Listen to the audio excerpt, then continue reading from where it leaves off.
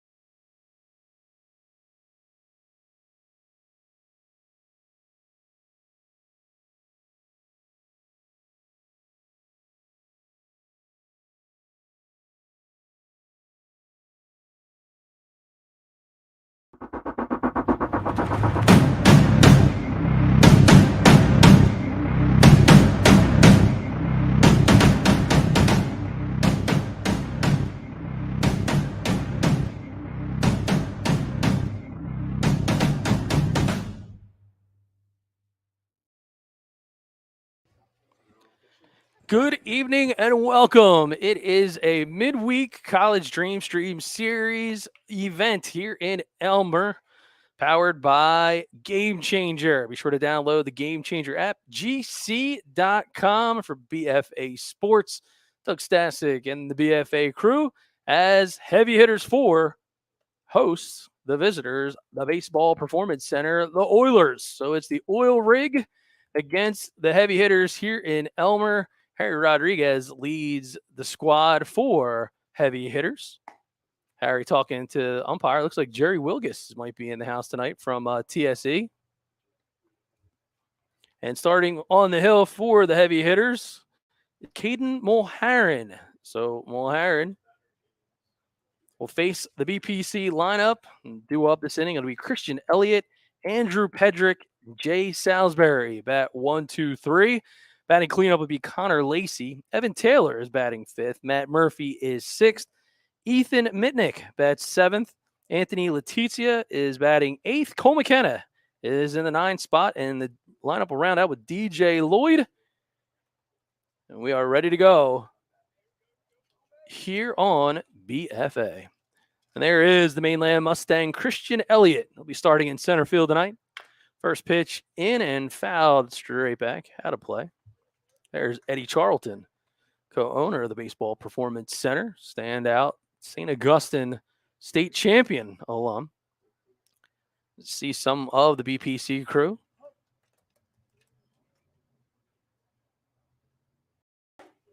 Harris pitch misses up and out of the zone.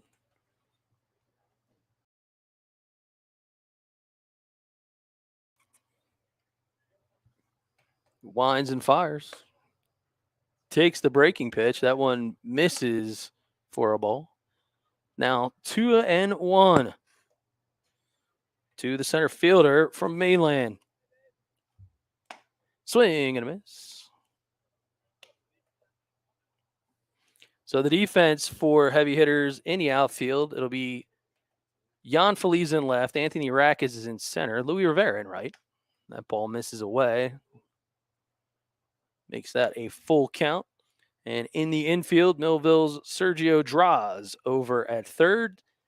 Shalick's Jackson Shalick is over at short. Matt Meiswinkle with Millville is at second. And there's a ball hit hard but foul left field side. The big piece, David Rodriguez, also of Millville, over at first base. And Nick Penny, he is the man behind the mask and Mulherrin's battery mate here in this largely uncommitted special for the college coaches are putting on video as Mulherrin fires. And that ball misses away, and Elliott is aboard with a lead-off walk.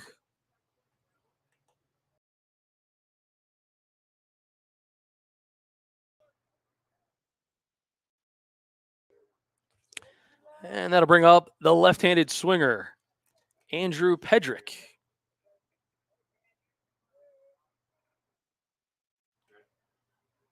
There's Pedrick out of Woodstown.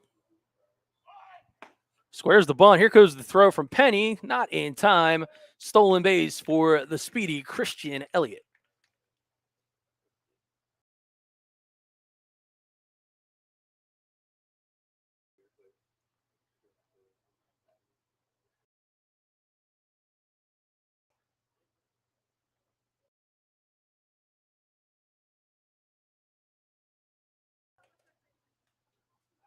And that ball is going to give him a free Cracker Jack tattoo.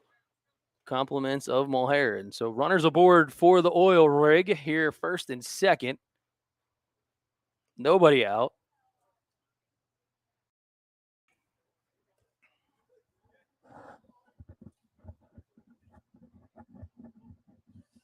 Do we have a pocket radar anywhere? He winds and fires. That ball misses up and out of the zone.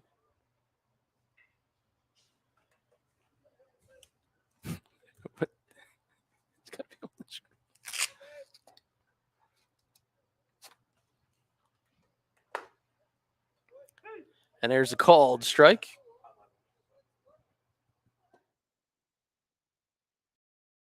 So that'll be the pitcher, Jay Salisbury.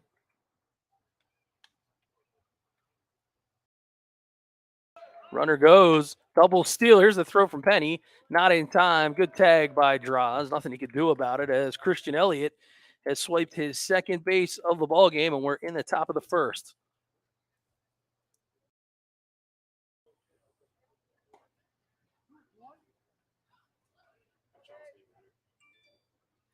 Quickly now, 3-1. Takes strike number 2. And there is Salisbury out of Egg Harbor Township.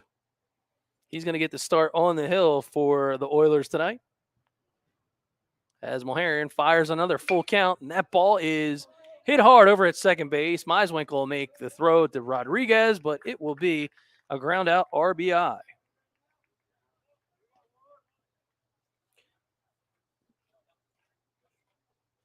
Pedrick will move up into third, and with one out and a runner just 90 feet away, the cleanup hitter tonight for the BPC is Connor Lacey.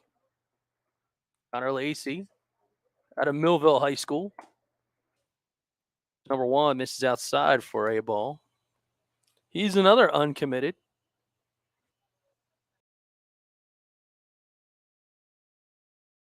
As the lights come on. Here.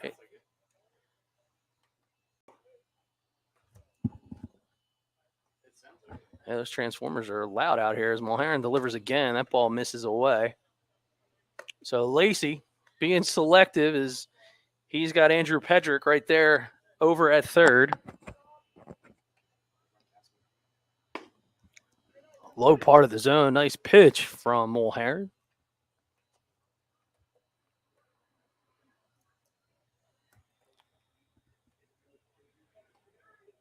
Winds and fires it again. That ball misses away.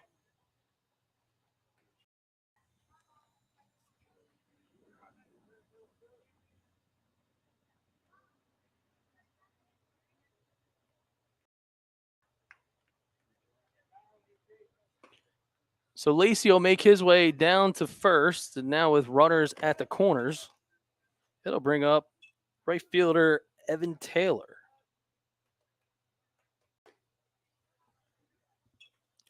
Mulherrin again delivers a first pitch ball with one out. Interesting to see if they're going to send another speedy runner down to first. Taylor's now ahead 2-0. There's the 2025 out of Ocean City.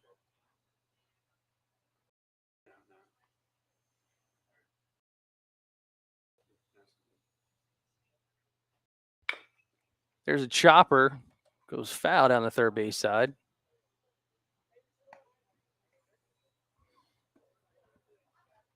This is slated to be a 9-inning contest. Showcase variety. Still playing to win. 3 outs per squad. Top and bottom.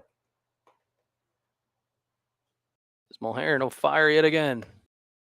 Fire yet again.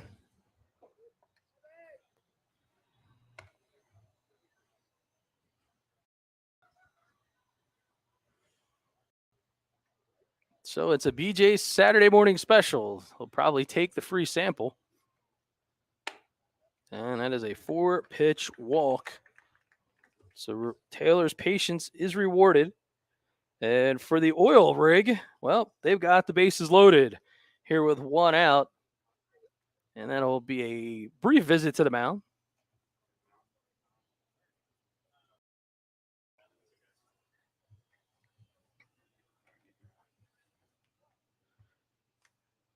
Nick Bazzeni, catcher behind the mask, talking it over along with Coach Harry Rodriguez of Heavy Hitters, trying to settle down Mulherrin.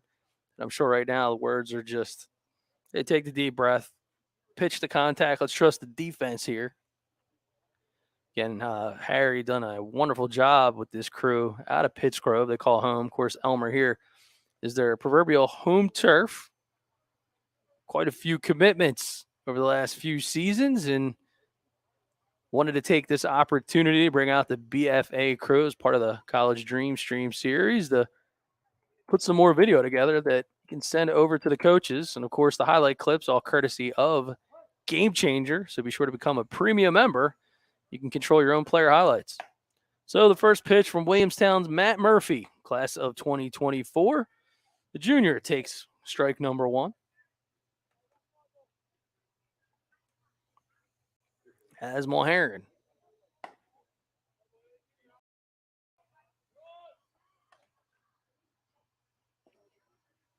He'll now get ready to wind up on a 1-1 count here in the top of the first. That ball is skied up, going out to center field. It'll be a routine squeeze for Rackets, but it will be a sacrifice fly RBI as Pedrick crosses the plate, and a 2-0 lead early for the BPC. So nice piece of hitting there by Matt Murphy. Realizing that the bases were loaded, try to put the ball somewhere in the outfield with 1 out. That's just good fundamental baseball. And certainly Eddie Charlton is in agreement, and he likes to see the ball get put in the air with runners on base, less than 2 outs. Ethan Mitnick of Mainland. 2 outs, he takes strike number 1. Still in the top of the first inning. Mulherrin wides and fires yet again.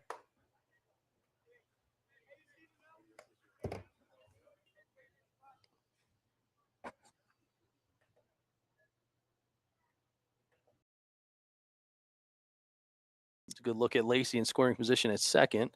Ball misses down in the dirt. Good stop there by Pizzeni. And it's a 2-1 hitter's advantage at the moment to Ethan Mitnick. And now 3-1.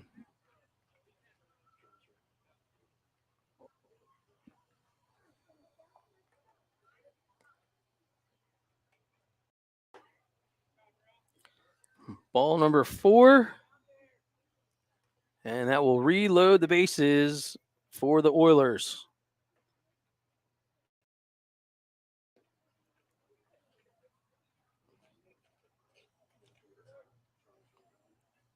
Second baseman, Anthony Letizia. He'll take his 2-out opportunity. Bases loaded. Letizia out of Cedar Creek. The junior.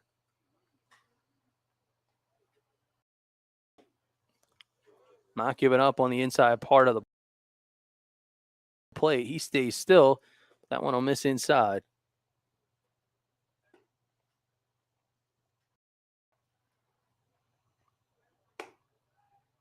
And that ball misses up and away. Good look from above the third base dugout here at beautiful Elmer Senior League Park. That there is a called strike. Is camera 3 freezing?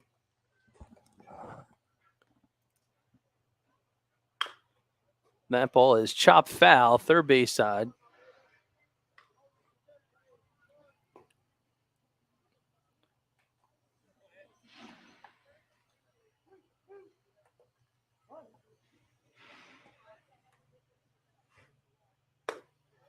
And it's a bases loaded RBI walk.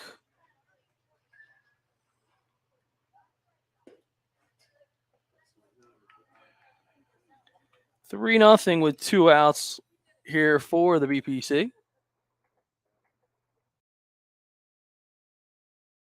And they will bring Cole McKenna starting at third base tonight.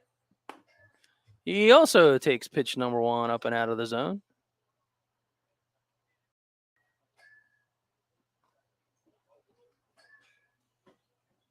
Cole McKenna out of West Deptford. Of course, from a long line of good ball players from the McKenna family. Of course, West Deptford's Union Field named Pa McKenna. I believe it's Pa McKenna Park. They're the grandfather. Called strike there. And we're all hopeful that West Deptford dumps a couple more dollars into good old Union Field so it can reopen. I'm not sure if that's happened yet, but I do understand that some plans underway up there to potentially keep that thing and the tradition going. So many people, so many memories up there. And there's a hard ground ball. That's going to go right at second base, and the put out 4-6 variety, courtesy of Meiswinkle to Shalick to end the frame, but not before. 3 runs on the board for the Baseball Performance Center as Heavy Hitters comes to bat here in the bottom of the first.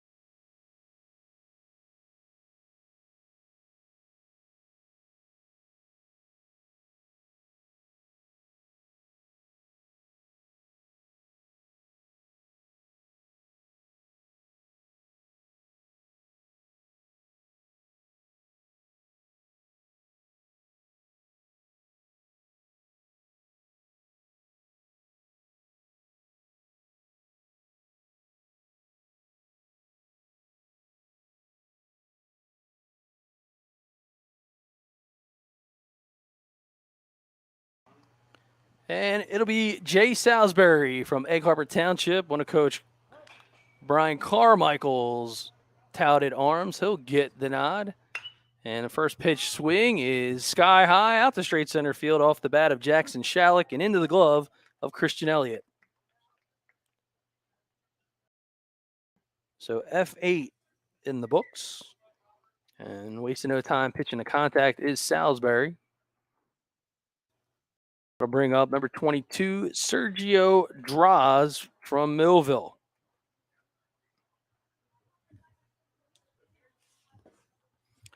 That ball misses down in the dirt. There is Draws, the junior. Multiple position player. Starting at third base, but he's also a right-handed pitcher. That ball misses down in the dirt. Can we take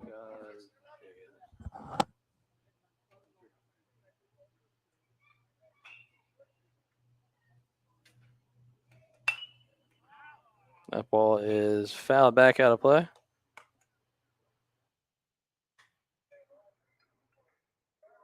Hey, there's Charles Hope. What are we walking home with a souvenir?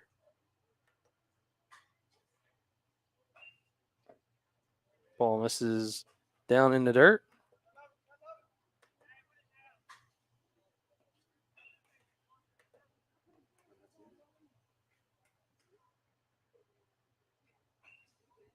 So Salisbury continuing to flood the zone. There's a hard hit ball down the third base side, and that'll drop in for a base hit on a well hit ball from Sergio Draws.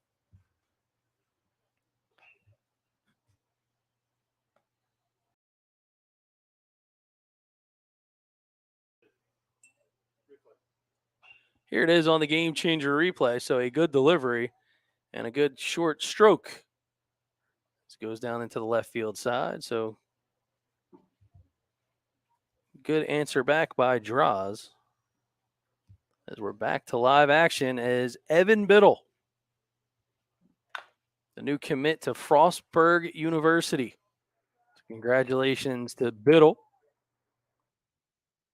guy that is an outstanding hard worker. Been on the Rapsodo, certified in excess of 103 miles an hour to exit velo. So he's a guy who can hit the ball quite hard and frequent. Out of Salem. Takes that pitch for a called strike.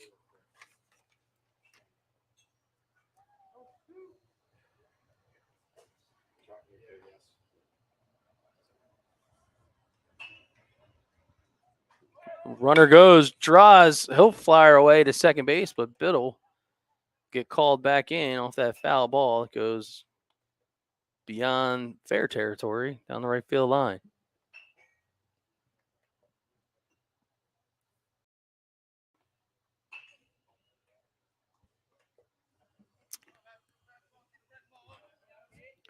Again, a little bit of a technical expansion tonight here on BFA. That ball is fouled out of play down the third base side. As we got streams going to Gamechanger, both on the heavy hitters and the BPC Oilers 18U pages. So heavy hitters, go ahead and search heavy hitters 18U for the fall. Follow that team. And there's a swinging third strike and a good squeeze. So a nice job there by the pitcher, Jay Salisbury. Puts his first K in the book. And with 2 outs, the catcher, Nick Pizzeni, to clean up duties tonight here in the 4-hole. But you want to follow those teams, as I was saying, on Gamechanger so you can become a premium member and then control all of your player highlights. So as the game's being scored, each individual out, each individual hit, each individual strikeout, if it's a pitcher, all loaded right onto a single profile. You could send that link to any college coach, share it with family, friends, or more. Go back and watch the archive video. So if you're watching this on YouTube, you don't have those functions. You get a totally immersive, real-time, stats-generated experience with a box score, ability to clip your highlights, ability to clip video, and go back and archive it. So check that out on the Green Gamechanger app. Salisbury back to work. He hits the bottom half of the zone for the called strike. And this is against the catcher, Nick Pizzeni. And a 2-1 count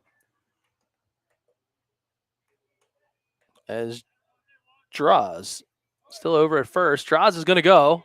Ball's in the dirt, and he'll slide in for the stolen bag.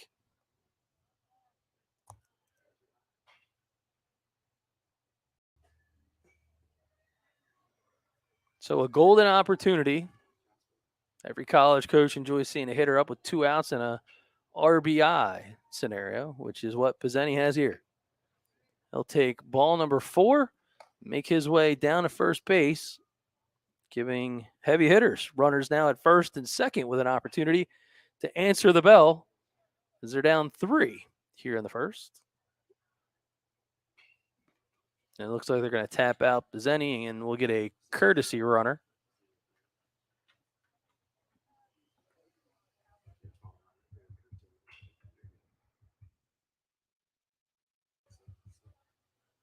Jogging out onto the field is number 14. That's Jackson Shalick as Jan Felice. Hard hit ball right at the shortstop, and Pedrick makes the play. So a solid answer back, but no runs to speak of for heavy hitters here in the bottom of the first. No runs on 1 hit. They leave 2 on. It's a 3-0 advantage as the BPC Oilers come to bat here on BFA.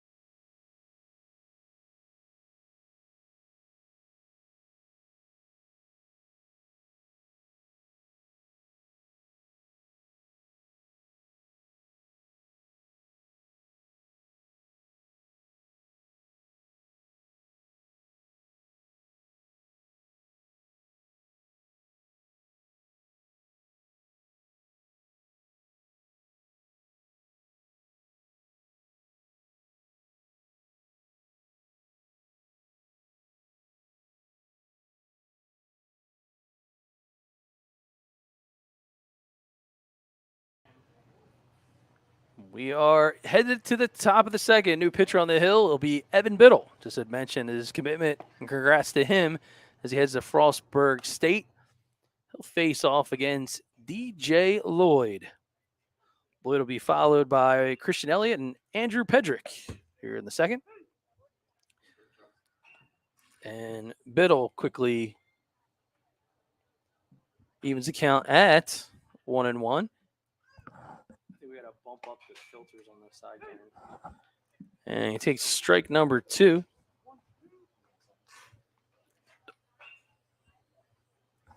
Dark. And that ball is taken inside.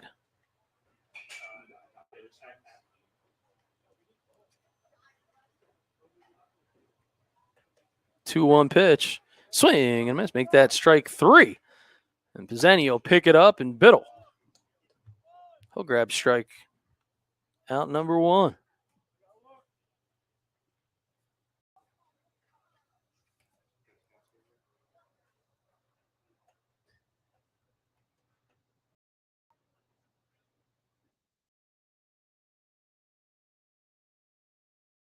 Back to the top of the lineup with Christian Elliott, who walked to start this one off. He takes pitch number 1 in for a ball, but he stole 2 bases, second and third, and scored a run in inning number 1. Prototypical electric leadoff hitter.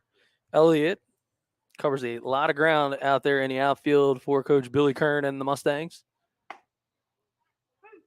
Of course, the younger brother of Mark Elliott. Mark Elliott, another standout Cape Atlantic League player, so good pedigree from a baseball standpoint. Ball misses down.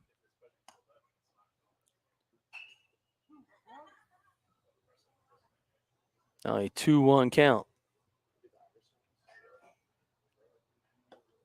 There's a nice breaking pitch out of the hand of Biddle.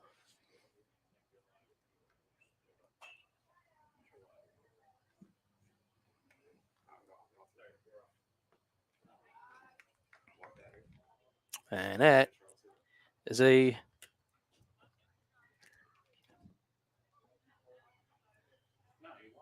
that's ball number 4. He got hit. You're good. All right. Looking down at the score sheet, wasn't quite sure. I look up and see him headed down there, so my apologies there at home.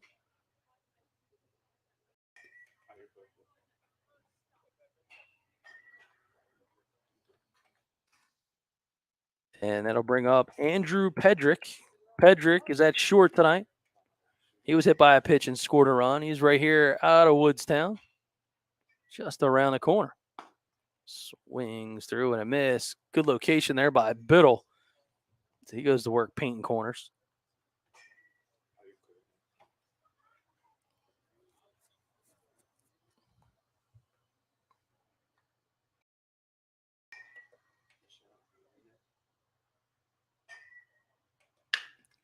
There's a hard hit ball. Grounder gets by the outstretched hands of the second baseman, Meiswinkel, and sliding into third head first on the first and third aggressive run is Christian Elliott.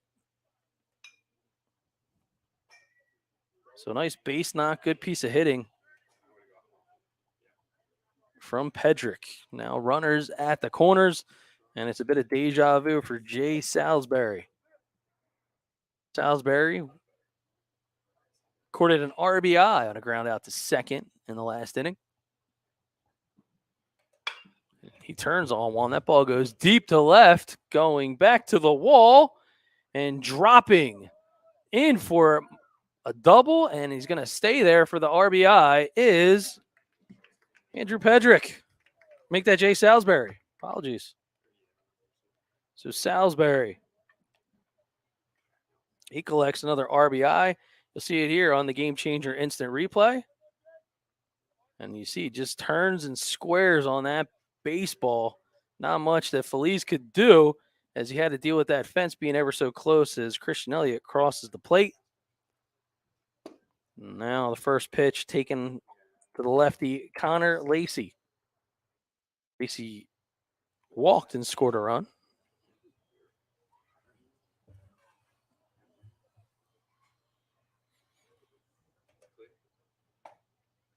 Healthy hack on the swing, and the ball gets a little bit away from Zenny, but heads up base running by Andrew Pedrick. So Pedrick is into third. Salisbury is into second on the wild pitch.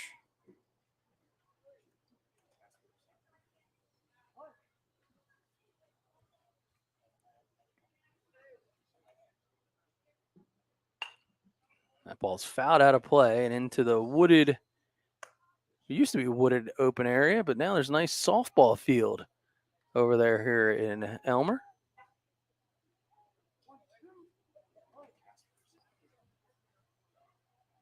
1-2 now, the count to Eddie Lacy. Make that Connor Lacy, Eddie Lacy, the former running back of the Packers. I guess football's on the mind, but he is retired swinging as Biddle picks up another strikeout, his second of the inning. So good work and a good response from Biddle after giving up that last long fly ball hit to Salisbury. And there's a hard pitch swing. That one gets through the left side for a base knock. It's going to be 1 RBI and make that 2 RBI as Salisbury with a great jump. Alert base running from second base with 2 outs. And that's 2 RBI for Evan Taylor.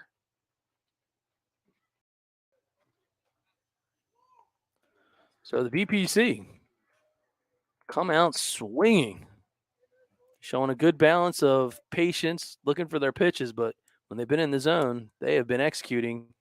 And that's Matt Murphy taking strike number 1. He hit the sacrifice fly to center field for the RBI back in the first.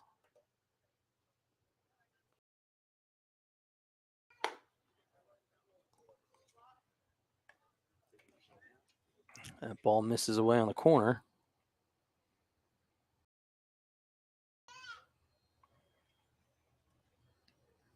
Brian, what's the resolution that the computer's seeing Gamechanger on?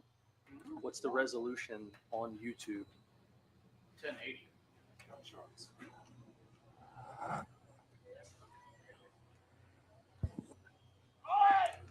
And he fires. That ball goes down to second base, and they're not in time. So it is stolen base for Evan Taylor.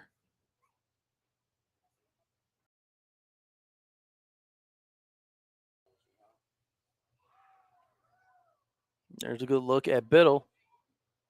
Unwavering. Just continues to move the ball around the zone. Gets Murphy now on the ropes. Another strike in the count.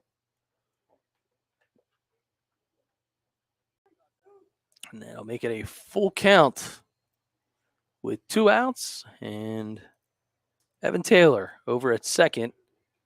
Now a 6-0 lead. Gets a piece of that to keep the bat alive.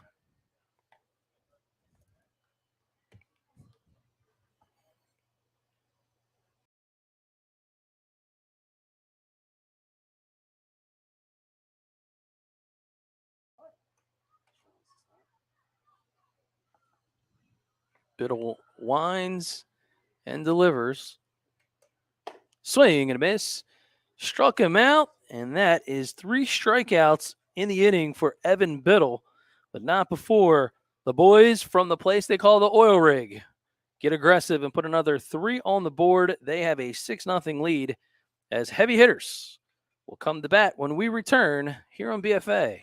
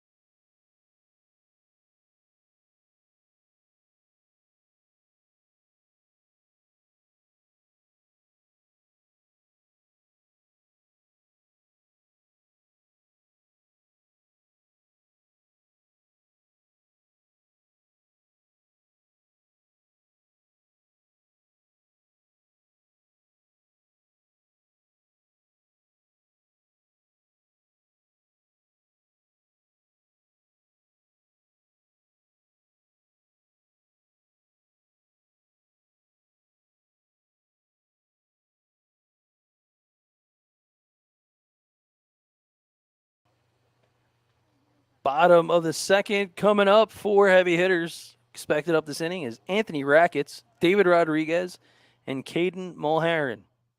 They're going to face for the second inning Jay Salisbury from EHT. Here is Anthony Rackets. Rackets waste no time. The senior standing at 5'8", 165. Anthony Rackets earned his spot at the top of the Vineland Fighting Clan lineup as he fouls off pitch number 2. He's quickly down 0-2. Rackets with some late game heroics, big walk-off moment. And then he just became an absolute fierce player to contend with. A very tough out. So good mixture of power and contact in his swing. And he takes that ball that just misses. So Salisbury might want to go that way again with a pitch. It was kind of a 50-50, but Rackets with a good eye on the zone, able to hold off on it. That ball down in the dirt. Rackets works his way back in, now 2-2.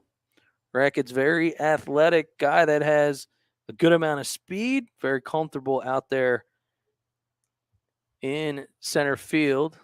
Very good defender, and he hammers the ball foul again down the third base side.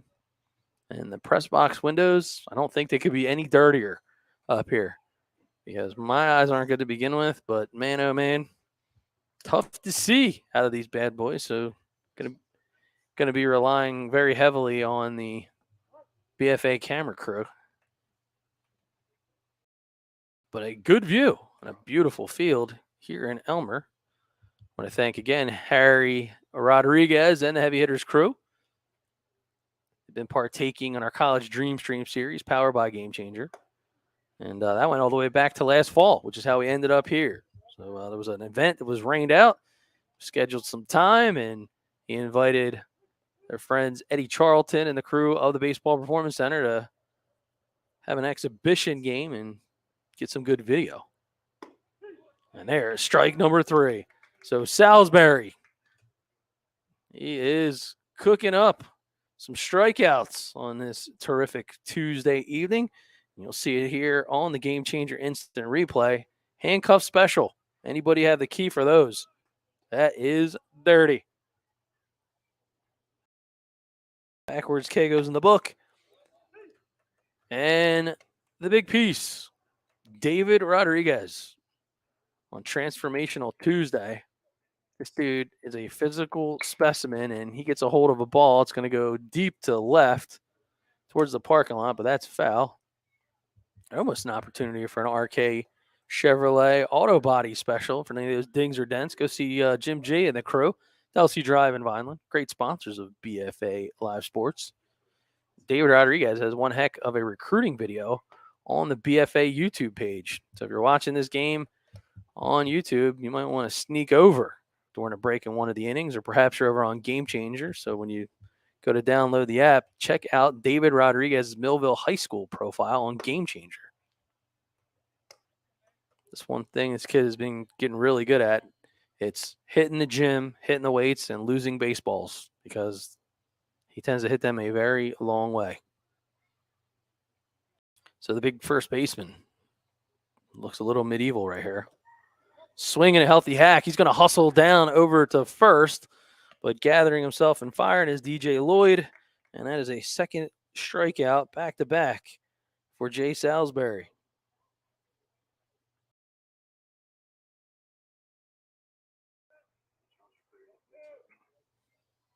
Two outs.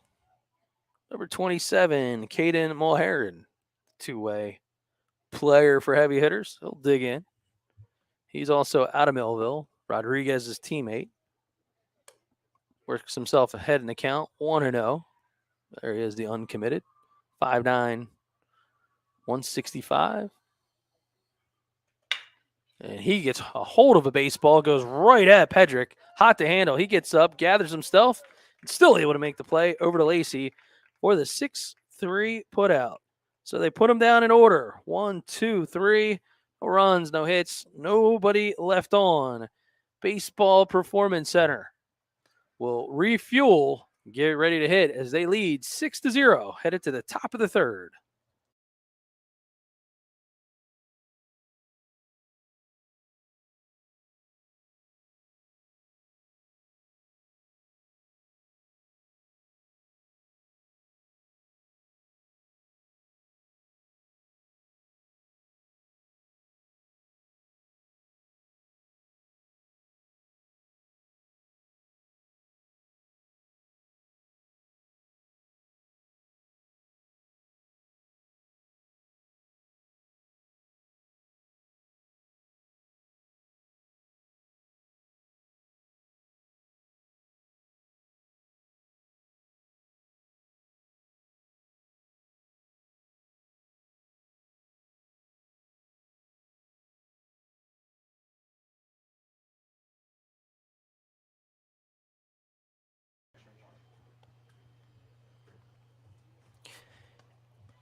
Evan Biddle, class of 2023, comes out for his second inning of work.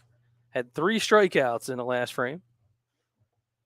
He's backed up by the defense in the outfield. It's Feliz, Rackets, and Rivera. In the infield, it's Draws, Shalick, Meiswinkle, and Rodriguez.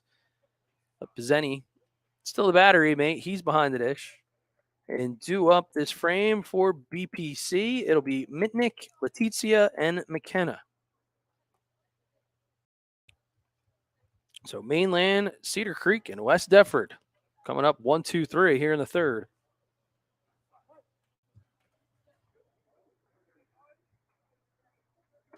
That ball misses inside.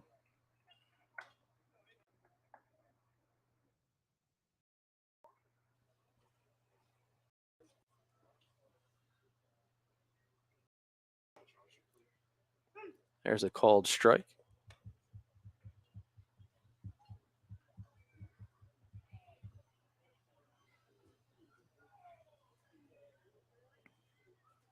Mitnick had walked, was left stranded in his last at bat. There's a chopper over to third. It'll be Draws. He fires Rodriguez. And on the nice stretch, they get the 5-3 put out. So a great piece of defense here by the Millville teammates. See it here on the Gamechanger instant replay. Hard chopper, good run out of the box, but no hesitation and a great stretch by the athletic David Rodriguez.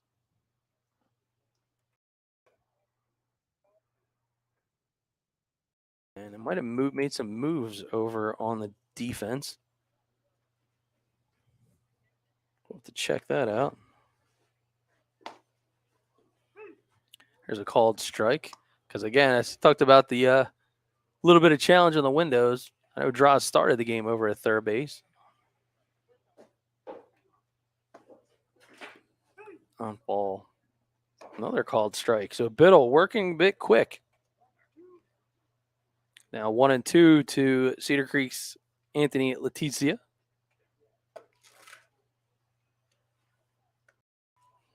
Evens account now at 2-2.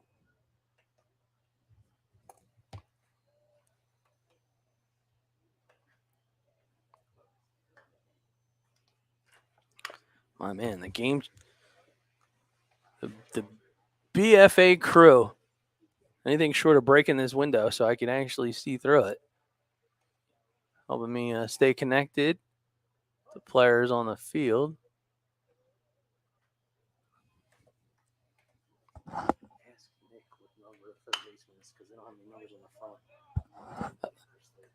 That ball is fouled out of play. There it is, past the batting cage.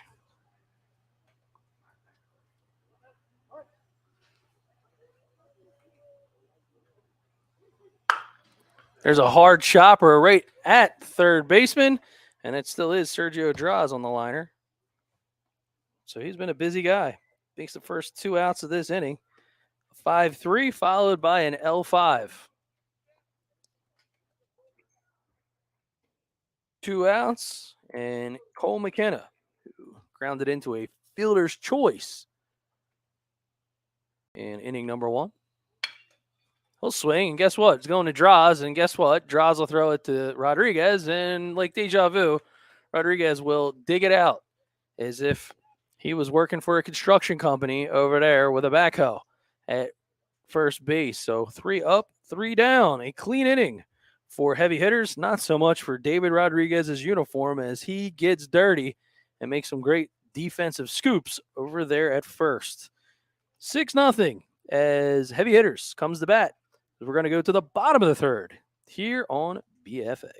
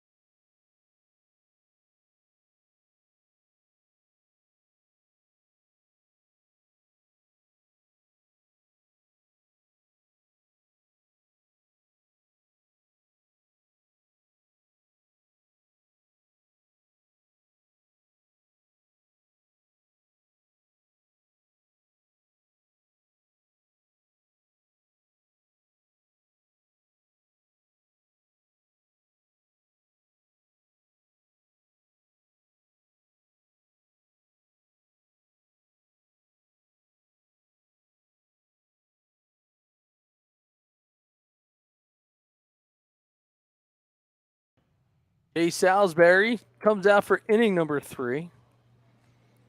He got him down in order with 2 strikeouts. He's got 3 strikeouts thus far tonight. And starting things off, it'll be Louis Rivera. It'll be Matt Meiswinkle and Brady Arena. Ball misses upstairs, so it's quickly now 2-0.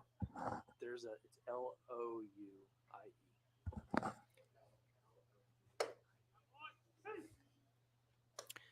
And there's a called strike.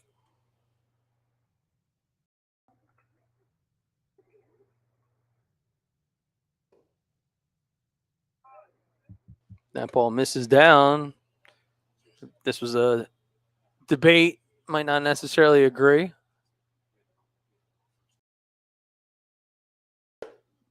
Swings through. Chasing upstairs.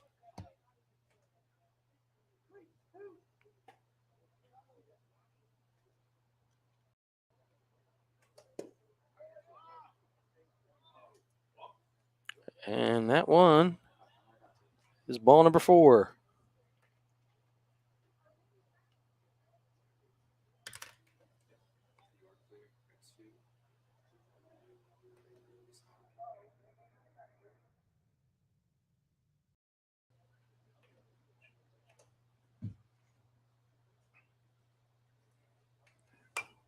That ball is fouled back and out of play. And he is facing off against Millville's Matt Meiswinkle. Nobody out. He's got Louis Rivera up there at first. 165 pounds seems to be a popular weight for a lot of these players tonight.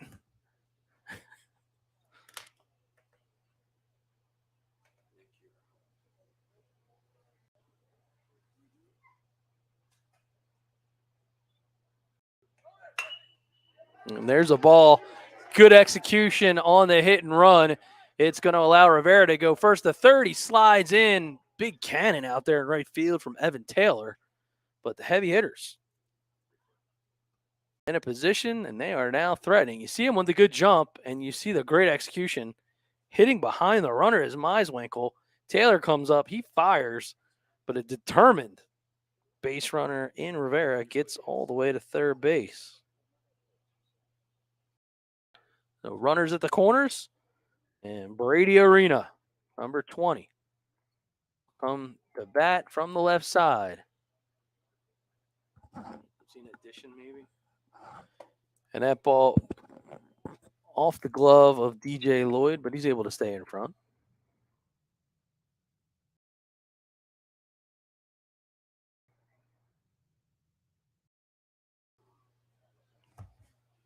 There's a good look at the infield, and that ball misses inside half of the plate.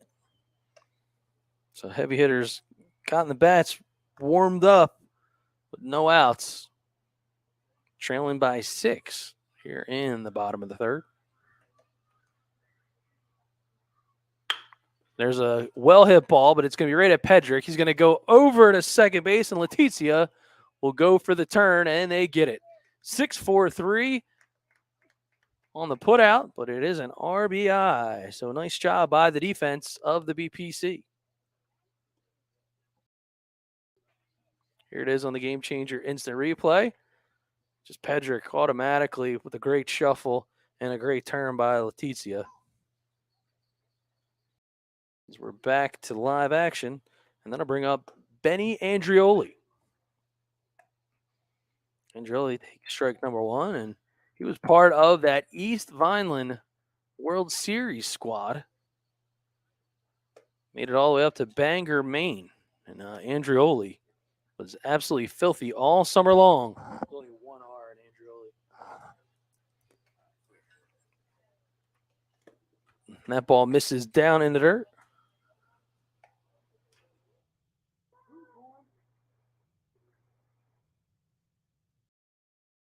Andreoli is nasty pitching. I'm sure we're going to see him later on this evening as well. One to watch. He is the ace of the Vineland Fighting Clan varsity staff. There he is there. Hard to believe he's still uncommitted, but I will tell you, it's probably not going to be long. Junior is coming into his own. Somebody that chases that one up and out of the zone.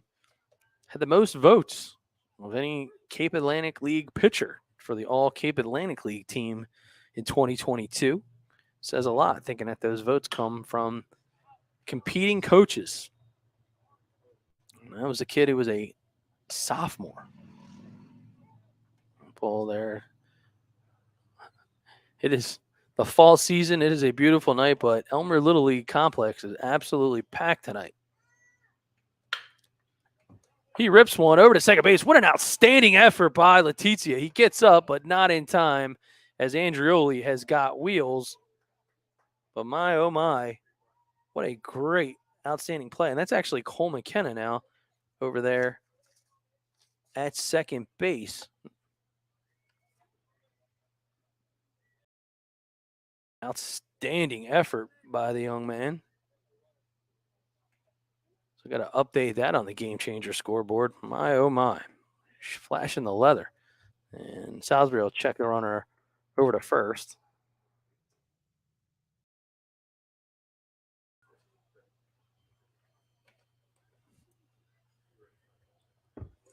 And then I'll bring up Jackson Shalick. Here goes the runner. Throw down. Andreoli slides in head first, and he's got a stolen base. So the DJ Lloyd throw was on point, but a great jump by Andreoli.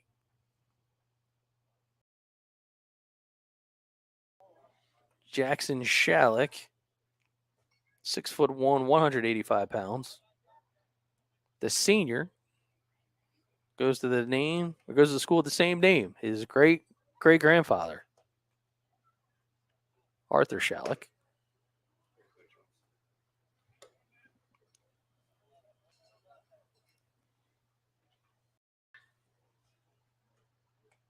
It's a 6-1 contest with 2 outs, and he's going to try to continue to help heavy hitters climb back in. And he is now ahead 3-0 on Jay Salisbury, who's taking a bit of a stroll behind the mound, trying to reset for what should likely be a taken pitch. Although in this situation, runner in scoring position, I wouldn't be surprised if Coach Harry Rodriguez has rolled out the green carpet, per se. And he will take the pitch. The obligatory lean towards first base. That's not going to impress the umpire. But solidifies the fact he could have some sales in his future career. He's trying to sell there. Salisbury fires again, and that ball, however, is definitely out of the zone. And Shalick will move over to first base. Runner is now at first and second as Sergio draws. Will go to work. He singled and stole a base back in the first. And now 2 ducks on the pond. First pitch hits the mark. Top shelf and inside a bit.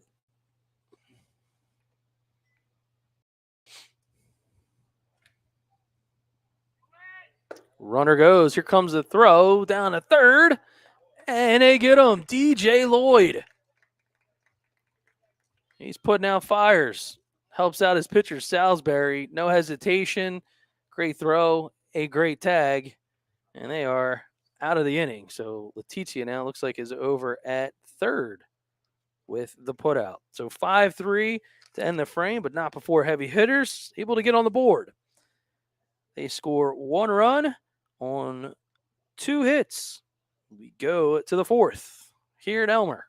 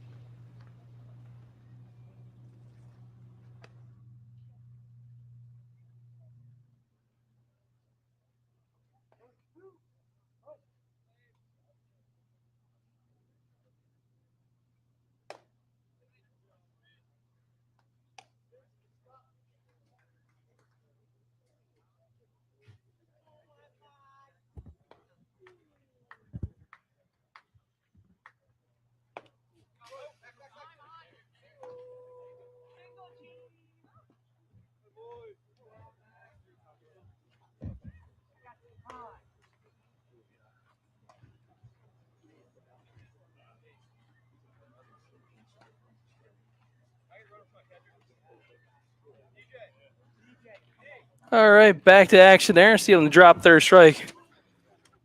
The fleet-footed catcher, DJ Lloyd, makes his way to first.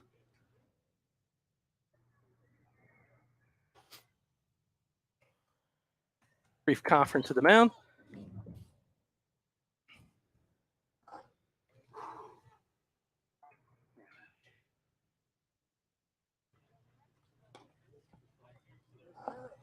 So the reset, and that'll get us back to the top of the lineup with Christian Elliott, who technically has not had a minute bat. Hammers that one high, foul, right side, out of play perhaps, and it is. And I say that because he walked, stole 2 bases, and scored a run in the first. It was hit by a pitch and scored a run in the second. So the on-base percentage is on point tonight. And he's looking to swing the sticks.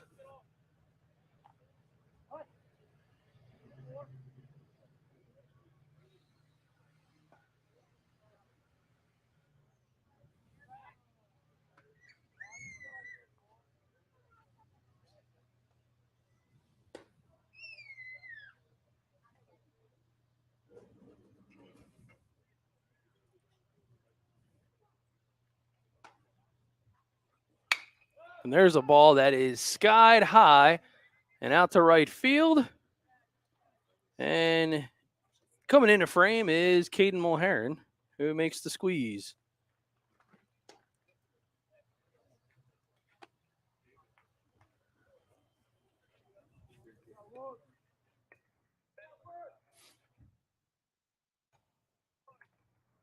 So with one out and a runner still at first base, the left-handed swinger Andrew Pedrick singled in his last at bat. He's also been hit by a pitch and scored 2 runs for the BPC.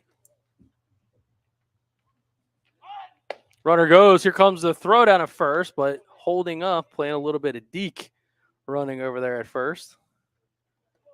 All smiles as he jokes around with David Rodriguez.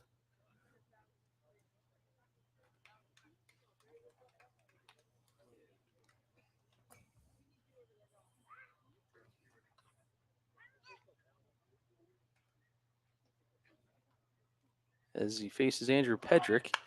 That ball's fouled off, so certainly looking runnerish over there at first.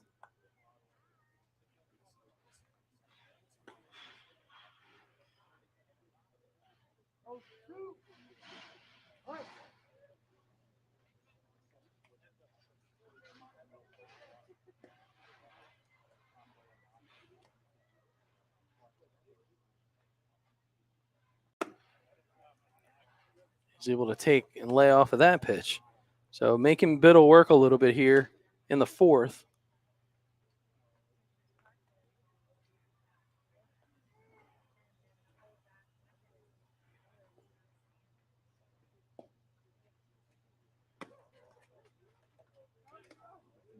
And it looks like snap throw back over to first, but not in time.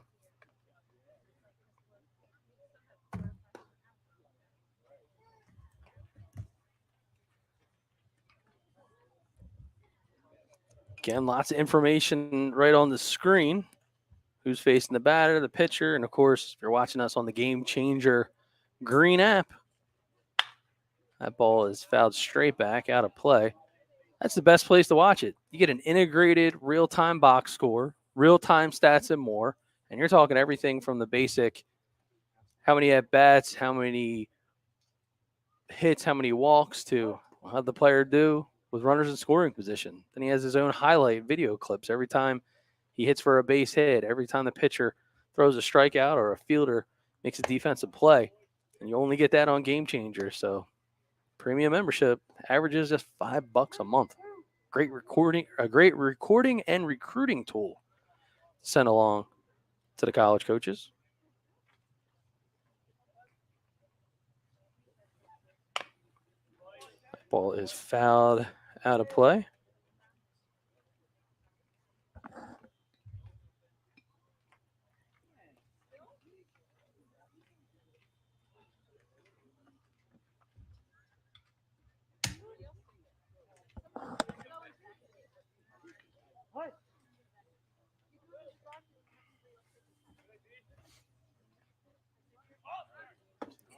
Ball goes down, and that'll be ball number 4.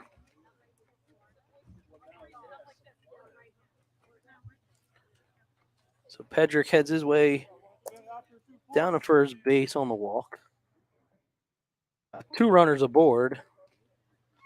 First and second with 1 out. For the two-way sensation, Jay Salisbury. He's kind of shaking his head, wishing he'd take a hack at that one, but he holds off. And it'll be Biddle with the advantage of 1 strike.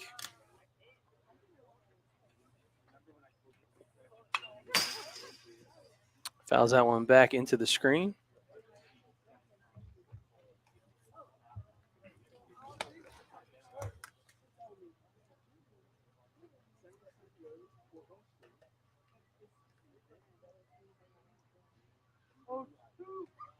And you hear the umpire yell out, 0-2.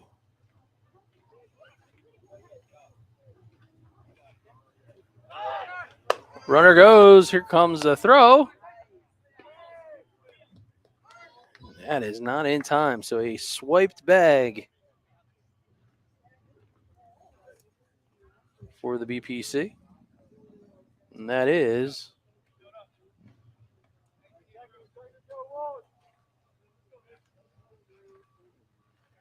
over there with the courtesy running is number 2. That's Chase Kamak. Salisbury, however, he'll be retired in the meantime on strike number 3. So 2 outs. And the big man, Connor Lacey, batting in a cleanup spot. Lacey 0 for 1. He's got a walk, scored a run, and struck out in his last at bat. And he gets the favorable call from the umpire.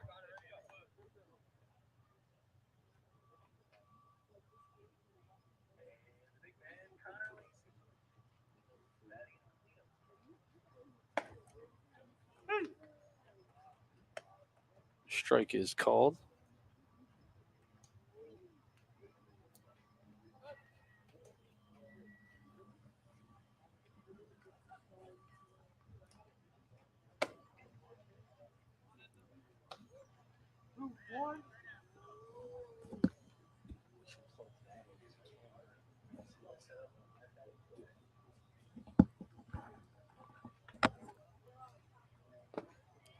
And that ball is taken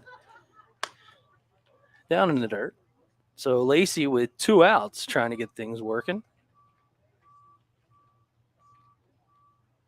And again, we're kind of tinkering around with some technology tonight. So if you're watching on YouTube, you may see a little bit of jitteriness and you may see some different looks from a computer standpoint. And Lacey's going to make his way down to first base on the walk. So bear with us, but we're also executing here on Gamechanger. So our official partnership with Gamechanger has provided us with some behind-the-scenes access. So we're getting a little bit of a testing phase. So for those of you that are BFA fans, you're like, what the hell is going on with the scoreboard? Well, it's intentionally not there because we're messing with some things behind the scenes with our friends at Gamechanger. So some pretty cool stuff. That ball is popped up foul and out of play.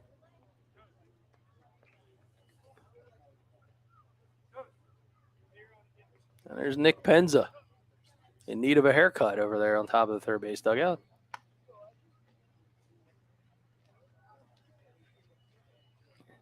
See, he's got his favorite monitor high atop. One of those Charles Hope beautiful cameras. Now climbing right along is Evan Taylor. Taylor now into phase Biddle with 2 outs. Singled and stole a base in his last at bat. And he walked back in the first.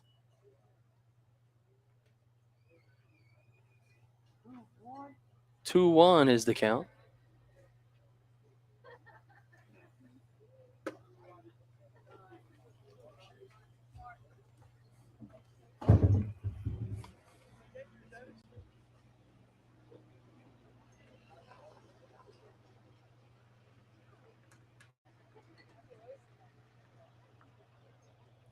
There's a good look at the Ocean City sophomore. Ball skied high and out of play.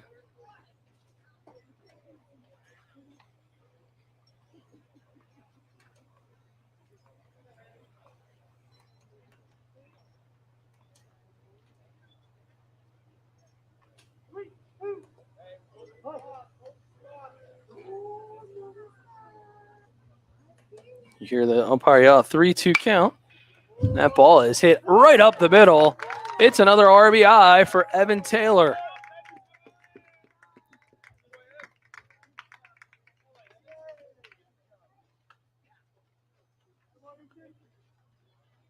So good work as not just one, but 2 or 3 sets of high fives down there at third base. Well deserved for the young man. That's Kamak who gets some high fives and lots of love.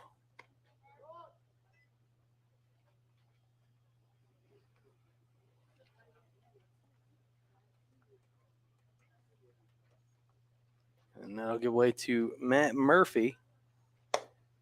Murphy with the swing and the miss. 1-1 count. He is 0 for 1. He's got a sacrifice fly RBI and struck out in his last at bat. And he's quickly down and make that 0-2.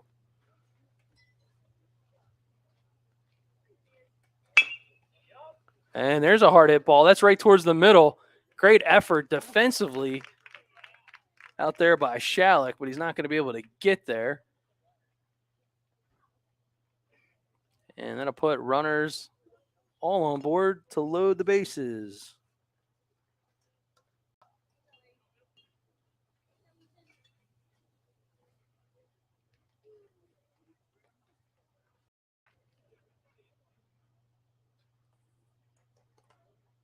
Mainland's Ethan Mitnick takes the first pitch in the dirt. No harm, no foul, as Lacey will hang tight over at third.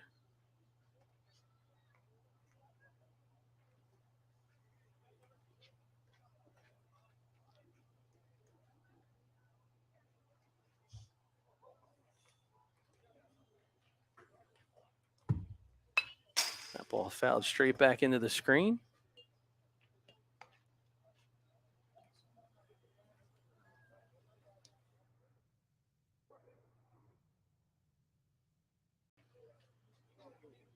There is Mitnick.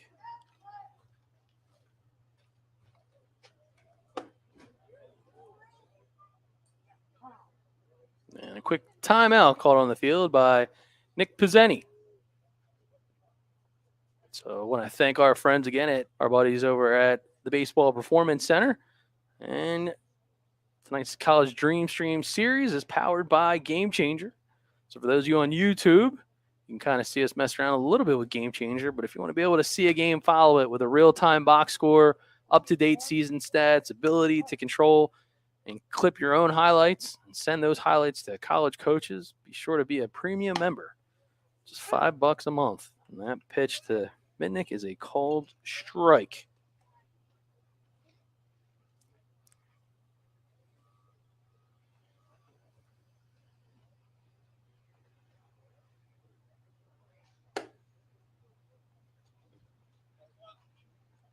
And there is strike number 3. So a good job by Evan Biddle, kind of keep his cool, but the Baseball Performance Center able to add 2 more. They're going to lead 8-1 as Heavy Hitters, the host, come to bat here on the College DreamStream Series, powered by Gamechanger.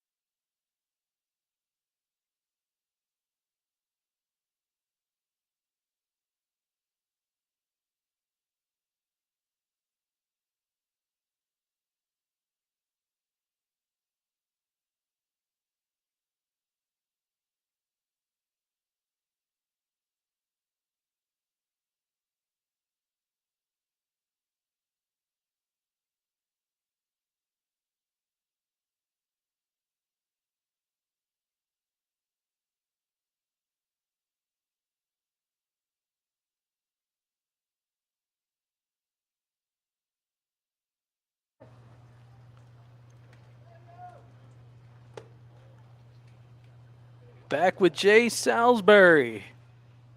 Here in the bottom of the fourth, it'll be Draws, Biddle, and Pizzeni.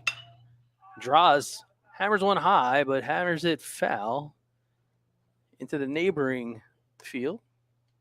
Guess it's Junior Farm, 142 to right, short porch. Heck, maybe even Al Fisher could hit one out of there. Probably not. All right, and our producer Ryan Schumacher has indicated that the last time he played baseball was on that field back in 1979.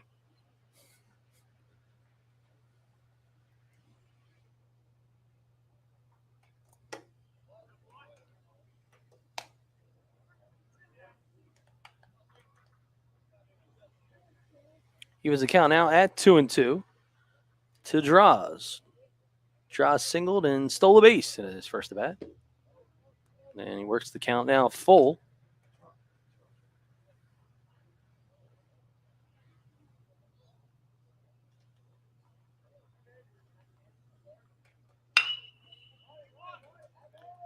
There's a nice hard hit ball, and it is going to go through the left side for yet another Draws base hit.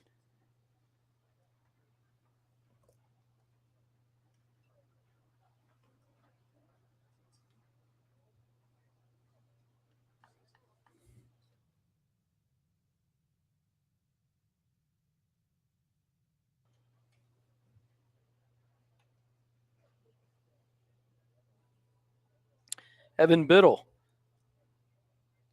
sensation out of Salem, comes to bat looking for his first hit on the evening. Struck out his first appearance against Salisbury back in the first.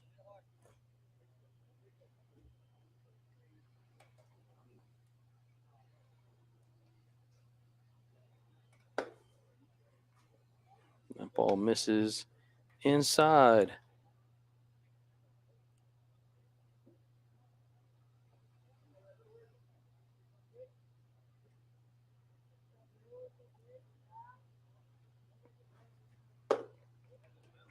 Called strike.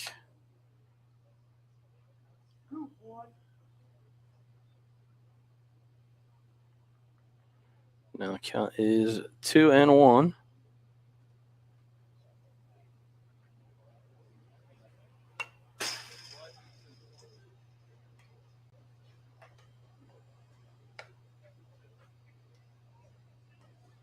Here, go right back into the screen.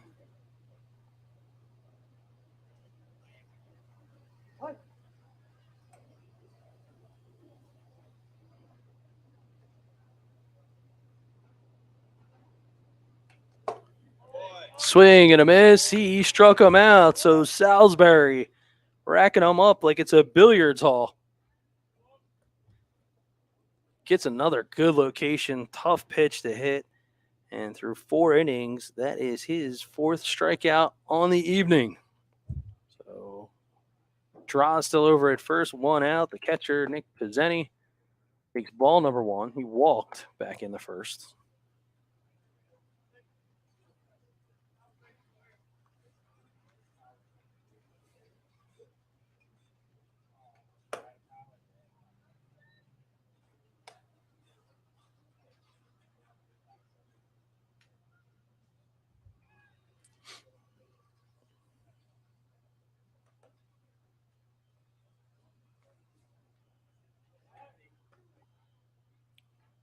And that ball's checked back over to first.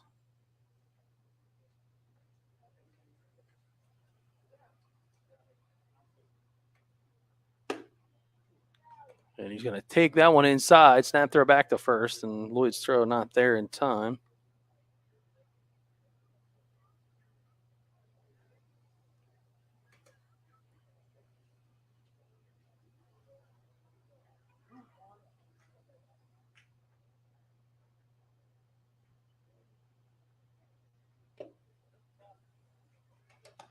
And another snap throw to first, and Draws gets back, but DJ Lloyd showing off the arm.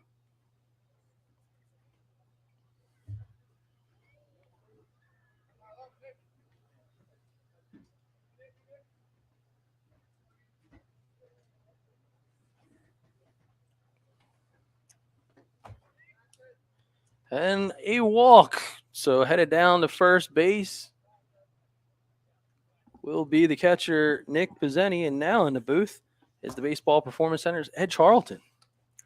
Good to be here. Hey, man, I'm glad you're still in enough shape that you can actually make it up the steps to get in the booth. That's impressive in its own right. It's tough. It's tough out here. Well, listen, man, I mean, I figured, you're still a pretty young guy, but now with 2 kids of your own, I mean, are you slipping into dad bod mode or are you still hitting the gym pretty hard? It's an everyday fight to try not to fall into the dad bod mode. Uh-huh. You can see I've been a member for quite some time now. I'd definitely say stay on the team you're on for the time being, as long as you can. I'm trying. So to bring up Jan Feliz, who lined out to short back in the first, and Heavy Hitters is in business with 1 out. Ball moves down in the dirt. So, Ed, a little bit of a different flavor for the fall. I mean, you guys are hardcore, going tournaments all over the place come the in the summer. So now in the fall, kind of go back into that, trying to find that balance of, more workouts and tweaking, and then kind of fit in games and opportunities like this to kind of figure out what more you're trying to work on? A little bit. We packed the schedule in for the fall pretty much into the month of September, going into like the first week of October, trying to just get it over with instead of stretching it out over 2 months, into early November. Who wants to play baseball up here in November? It's not fun. Yeah. But yeah, like for us, we, with the training, we ideally want guys to be, done playing a little bit earlier. That way we can shut it down if we need to and, get back to work and get better. Well, getting better. Looks like Jay Salisbury, your starting pitcher in Ann Arbor Township, he's getting better. 5 strikeouts now as we're into the 4th inning with Anthony Rackets stepping in.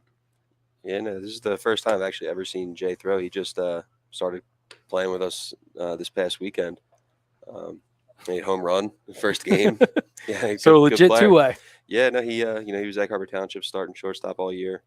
Good hitter, good player, and I heard he could pitch a little bit. So, we had the tournament last weekend. We have a tournament this weekend with all of our teams. So we don't have any of our pitchers here. Right. We're throwing a bunch of position players today, and he's doing a great job. Yeah, no, he's certainly looking the part. That's for sure. It seems like Egg Harbor Township in the last couple of seasons has been pretty blessed with some just good deep arms. Yeah, it doesn't stop this year either. They still have Sweeney. It seems like he's been there for 6 years, or at least a Sweeney there. Yeah, Cam Flukie still. They'll have Lawson. They'll have Jay. They're still loaded. Chopper up the middle, and that'll end it on the fielder's choice, as it's still Pedrick out there. And looks like you got a combination of Pedrick and Letizia. Nope. Is that Letizia out there at second base? It is. Number 88. And that'll end the frame. But we'll kick it here with Ed Charlton of the Baseball Performance Center out in Pleasantville. If you haven't heard the story of Ed Charlton and Mike Adams and the crew, it is, quite the scene. Kind of reminds me, I always like to tell the story. Ed started out like where Rocky was training to fight Drago not so many years ago in a 1 garage bay out there at the proverbial. And the reason it is called the oil rig, people don't know, it's also that property is home to Ken Adams Oil Company, which is where he came up with the oil rig. Yeah, there is an actual oil rig next to the garage. The guys love it. The guys love calling it the rig. It's kind of what it is known as now, locally at least. It's a fun place to be. It's like you said, it's Rocky's baseball gym. It's dirty, gritty. It's cold, it's hot. But guys are in there getting after it, and they're there for one reason. It definitely tailors to a certain type of player. Yeah. The atmosphere in there is phenomenal. Guys, a lot of really good players competing against each other to get better. But yeah, it tailors to a player that wants to grind and wants to get after it. And we don't have all the nice stuff. We have some tech that we use that's good, and some machines that are good, but everything else about it is, all right, let's put your nose down and go to work. Yeah, I mean, talk about the oil rig, but it's really fueled with passion. I mean, the dudes in there, you talk about getting after it. For those that haven't seen some of the, call it showcase or the pro days that you guys host, I mean, the energy level in that place, you don't need any heat. It just automatically is absolutely electric, fire, gasoline, all combined into one. Yeah, there's some fun days in there for sure. We get, especially, in the off season coming up, we get all the pro guys back in there, you Chase back in there throwing, Mike, Mooney, I can't even think of some And of all the these guys, all the guys referring to. So Mike Adams, your partner, he's currently pitching with the Reading Phils. That was a pretty awesome story. We were even a small part of that one. He gets encouraged. The guys that you train and you guys work out, it's like, hey, they're doing a pro day. We're sending guys like, well, why don't you show us what you can do? Yep. So Mike decides like, all right, fine, I'll show you. And he had already had won a brief career in indie ball. And then next, this guy comes out and he's lighting up 98. 3 hours later, he's got multiple offers from a couple clubs. Every team.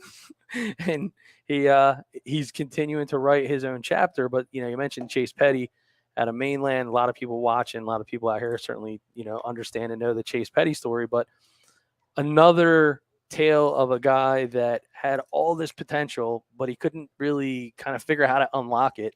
And he surrounds himself by guys that are certainly juiced up. And as Benny Andreoli, you talk about another guy who's a youngster with an awesome arm. Andreoli, you'll see him here on the Gamechanger instant replay. This dude absolutely can shove. And, he doesn't have a huge stature, but he's a compact pitcher, kind of has that like Marcus Stroman type of attitude to him a little bit that doesn't care too much about his size. It's just, I'm going to do everything I can to dominate, hides the ball really well. But Chase was a guy that, believe it or not, didn't really seem to have like that ton of confidence of really kind of understanding how good he could be. And then he starts to get challenged. Things start to kind of unlock. And then competition basically breeds more competition, which ultimately just the guy just blew up. Yeah, no, I mean, it was fun to watch Chase. The first day I'll never forget, he came in through a bullpen as a freshman. He was throwing like 85. We've had plenty of other kids do that. Right. That's not like insane. It's good. It's obviously really good. But it's not, you would never, predict, all right, this guy's going to be a first rounder throwing 100. Yeah. It's tough to say that's going to happen. But, I mean, crazy athlete, really, really freakishly athletic, really, really mobile, strong in all the right areas, absolute killer on the mound. Just a fun guy to be a part of his journey. Yeah, he definitely made the high school season very special over those last couple of seasons as Andreoli continuing to make a statement and a name in his own right. Here's a guy, I mentioned it earlier, Ed, he was the only pitcher that got votes from every single coach in the Cape Atlantic and made himself all Cape in his sophomore year. He's obviously the ace for the Violent Fighting Clan, Coach Kyle Jones, and there's a good baseball squared up. But off the bat of as we're joined by Ed Charlton, double duty, one coach, two places to be at one time. Thanks for having me. Thanks, man. Thanks for being here. Ed Charlton, everybody. What a good, clean inning by Benny Andreoli as he gets them down 1-2-3, 2 strikeouts for the ace of Vineland High. And a good inning, much needed by heavy hitters as they get a chance to reconvene, warm those bats back up, and get back to work. Going to have a new pitcher coming up for the Baseball Performance Center. And I believe Ed Charlton just said it's going to be DJ Lloyd. But we'll step aside as they reset and get ready to start the next frame. You're watching the College DreamStream Series here on BFA Sports.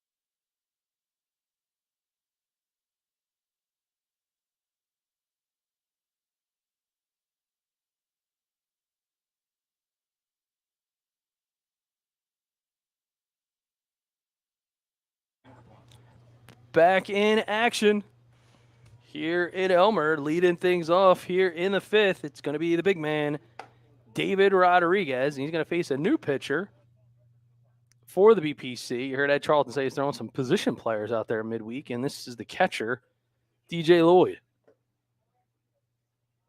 So Rodriguez working his way to a 2-0 count. There is DJ Lloyd out of St. Augustine Prep. The Prep with a good history of some fine backstops. Just talking about David Rodriguez, just ran into his father, Big Dave Rodriguez. I don't think he can say he's Big Dave anymore. I think Junior is bigger than he is. Dude's a specimen. It's 6'3", a lean 215 pounds, a true power hitting corner infielder. Throws right, swings left, and he'll lead things off with a walk here in the 5th.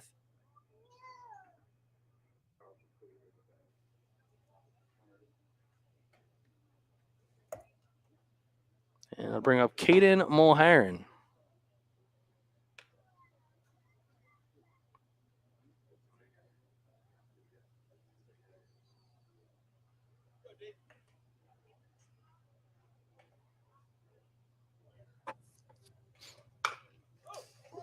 Chops that one foul and almost leaves a mark on the coach, Ed Charlton, as Harry Rodriguez of heavy hitters. Look at Harry. Can't part ways with that pearl. That $7 baseball. You know he's not going to go into his pocket and grab another one. No, not Harry. He's going to rub that thing down, make her brand new. Swing and a miss.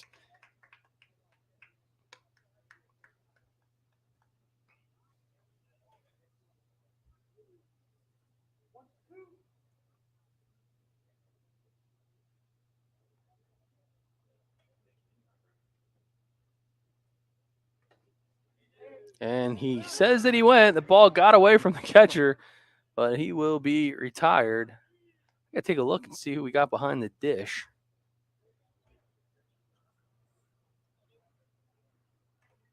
Looks like number 3 for the BPC. And that is Ryan Baldwin. And he's going to call a timeout from one catcher to another. They're just making sure that they're on the same page. I'm imagining with Lloyd being a catcher first, not going to have too deep of an arsenal. So you got to think he's probably got a fastball and a not as fastball. And this will bring up Vineland's Louis Rivera.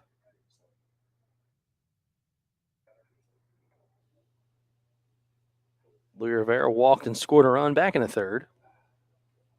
It's a 20-24. Takes a called strike.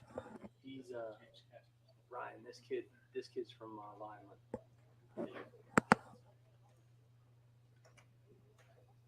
And you can see David Rodriguez in the foreground. That ball skips by, but able to still keep it in front is Baldwin.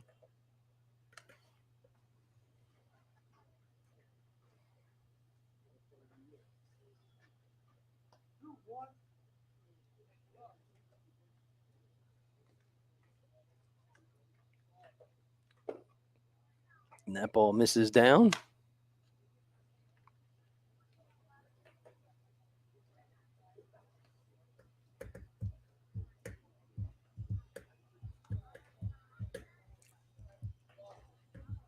I don't know. I just made some special effects. My producer, Ryan Schumacher. It's kind of weird how clear it comes through, though.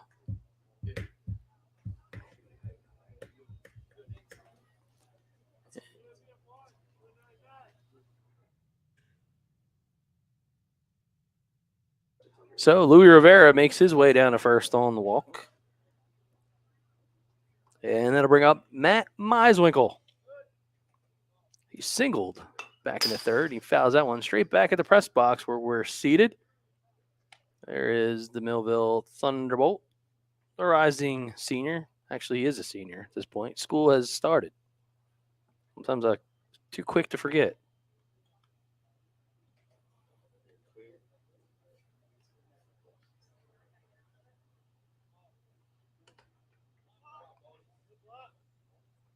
Good block there behind the dish by Baldwin.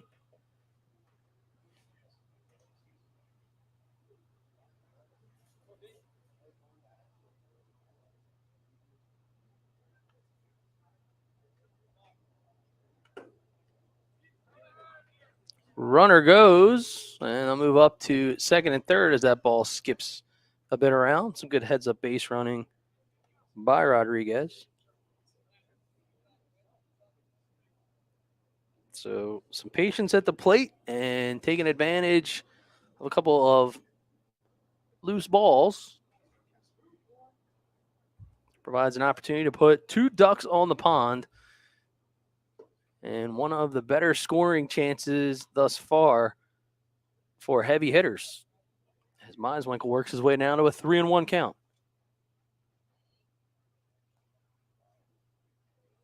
And Lloyd fires, and that ball is lifted foul. First base side. Beautiful fall evening. Special thanks to the outstanding BFA Live Sports crew. Legendary Charles Hope on the first base side. Soon to be legend Nick Penza over at third, and that's a good start. That's a 1 RBI single and some heads-up base running by Meiswinkle. So he advances to second on the throw after scoring David Rodriguez. Nice job there by the Millville Thunderbolt. Somewhere Coach Dan Fimiani. Got to be happy to see that fundamental execution, and that's going to cue Ed Charlton to go to the mound and try to talk things over. I'm always interested to see how that works out because the BPC, Ed heads up the hitting unit, and Mike Adams, currently with the Reading Phillies, is on the pitching. So I don't know if Ed seems to be a bit lost here, but he has put together a pitching staff made of position players, so I guess you got to give him some kind of credit. Not much, though. So Charlton telling them how easy it is to download the Green Gamechanger app so you can follow all of your favorite players, control your player individual highlights, clip them, watch the real-time box score, and more. Just got to go to your favorite iOS or Android device, type in gc.com, and enjoy. So you just get a regular scoreboard with YouTube, and yeah, it's easy to watch on the TV from a recruiting standpoint and sharing information and posting your highlights to social media. You gotta go to Gamechanger. I'm telling you, it's worth the $5 a month. And Brady Arena takes 2 pitches, and now he's got an even 1-1 count against the pitcher DJ Lloyd. That ball is grounded. It's going to go right towards the middle, and looks like it's going to go off the glove of McKenna. And that will score draw. No, that's going to score Meiswinkle and Rivera. So a nice inning being put together here by heavy hitters as they close the gap. They now have 4. And it's an 8-4 ball game.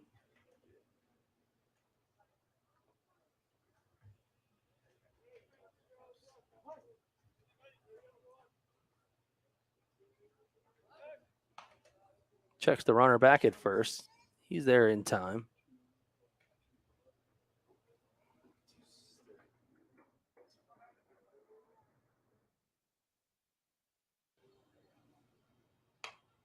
That ball is hacked back and out of play off the bat of Benny Andreoli. Hey, Ryan, take away one of those bars.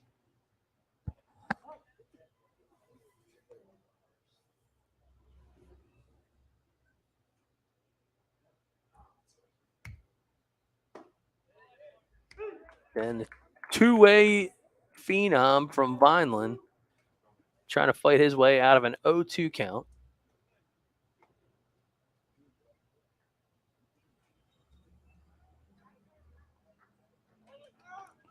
Ball's in the dirt. Runner's going to go. And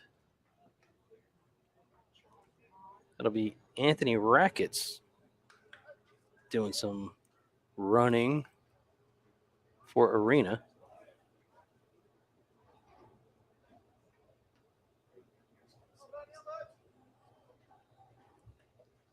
As Benny Andreoli with an RBI opportunity.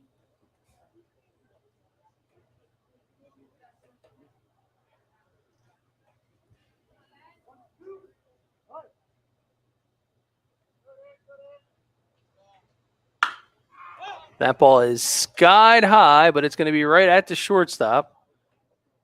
And a little bit of miscommunication as that ball is going to drop in for a base knock.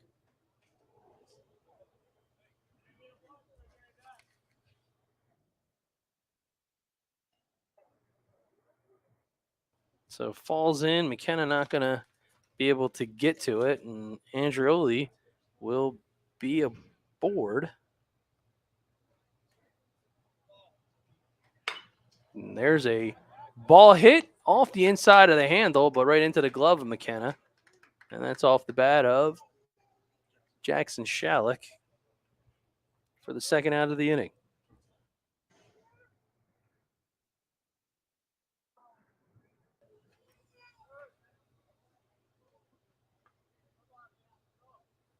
Sergio Draws, he's got 2 base hits, 2 for 2 today. Takes ball number 1. Draws one of the top ranked players in the Prep Baseball New Jersey report. So TJ Hunt and his crew, big on Draws. And Draws with the healthy hack, swing and a miss.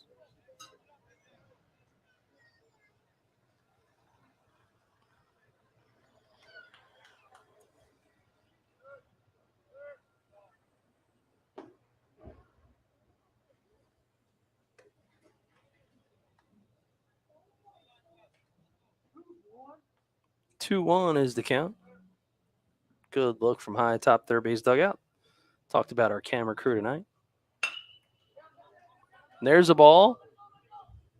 Hit well out and towards left field. At least it's going to find itself some real estate. Make that throw coming in from right. And now they got him in a bit of a rundown. Ball gets thrown over to third. And unfortunately, with the lighting and the look at the windows, I was judging on where the runners were.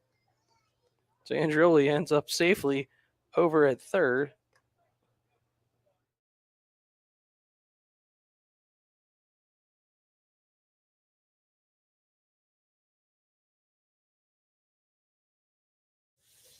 Five ball game, believe.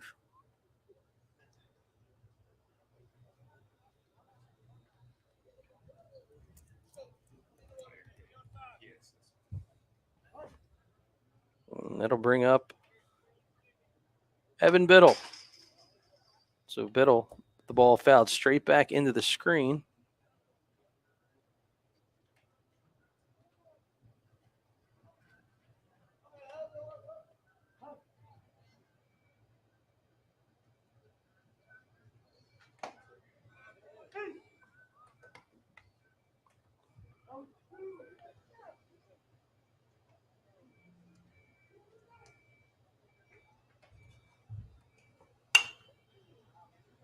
The ball's fouled back. Out of play.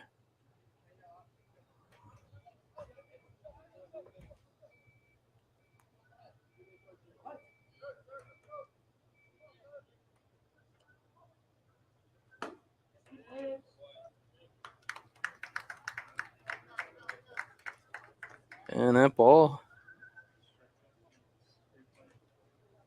here it is on the replay, on the strikeout. So he winds and fires, and he freezes them. So DJ Lloyd able to work his way out of a jam, showing off what he can do.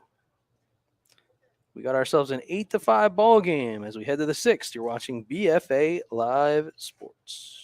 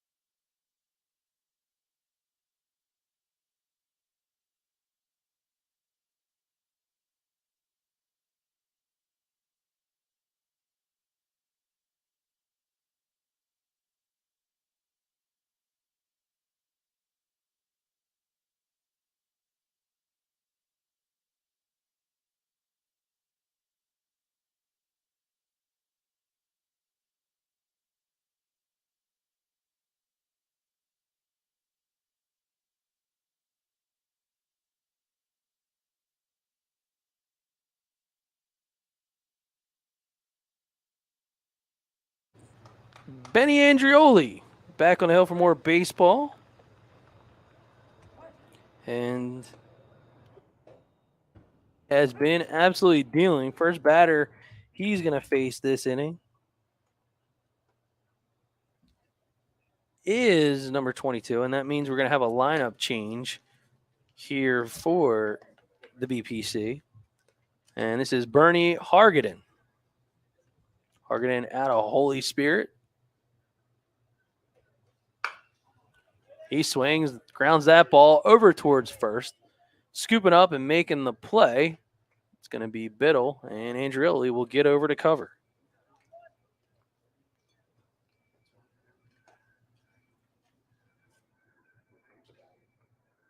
So the unique 3-1 putout.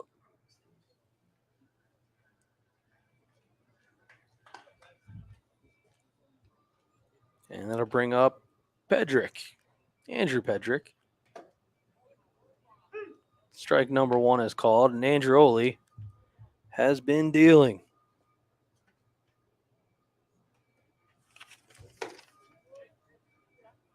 He has struck out 3 of the 4 batters he has faced. That's a check swing, but called foul. So Pedrick will live for another pitch here, and Andreoli working at an up-tempo pace, and his stuff is dirty.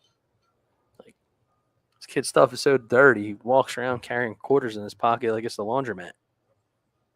Filthy.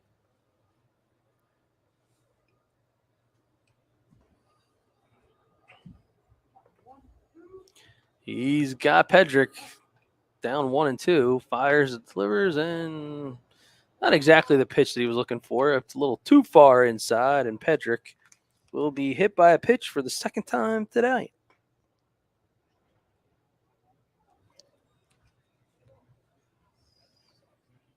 Moving right along, so the BPC changed things up here with the lineup. It's going to bring up Kamak.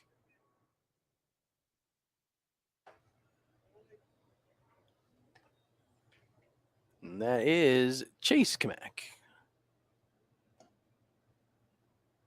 Out of main lane.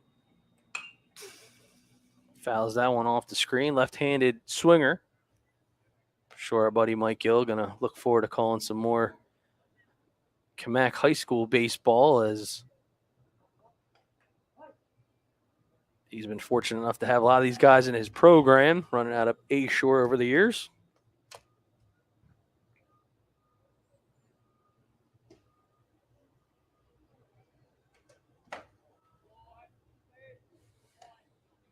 Takes that ball in for a ball.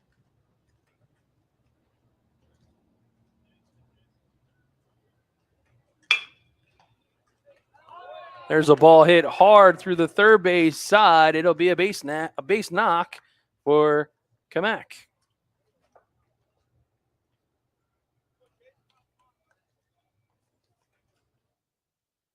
Runners now at first and second as Pedrick moves up.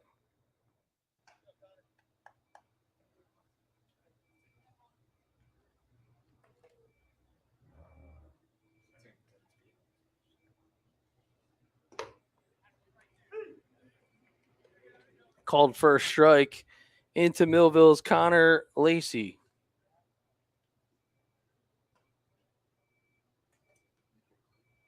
That ball skied high down into the left field corner and out of play.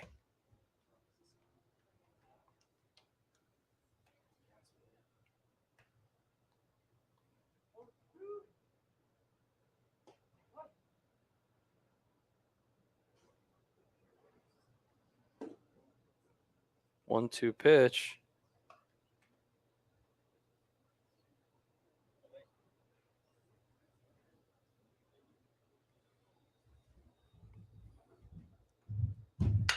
That ball skied high. It's shallow, but going back a little deeper to left field as it carries. Making the catch is Rivera, and on the tag, it'll be Kamak. He's in at third, and the throw gets away, so he will be safe. Make that Hargaden. That's actually in a third, and Kamak is in a second. There's the Gamechanger instant replay. Deep part of the park. Rivera comes up immediately throwing. Good slide as he goes towards the inside of the bag, but that ball just gets away from the glove over there at third base. And that is draws.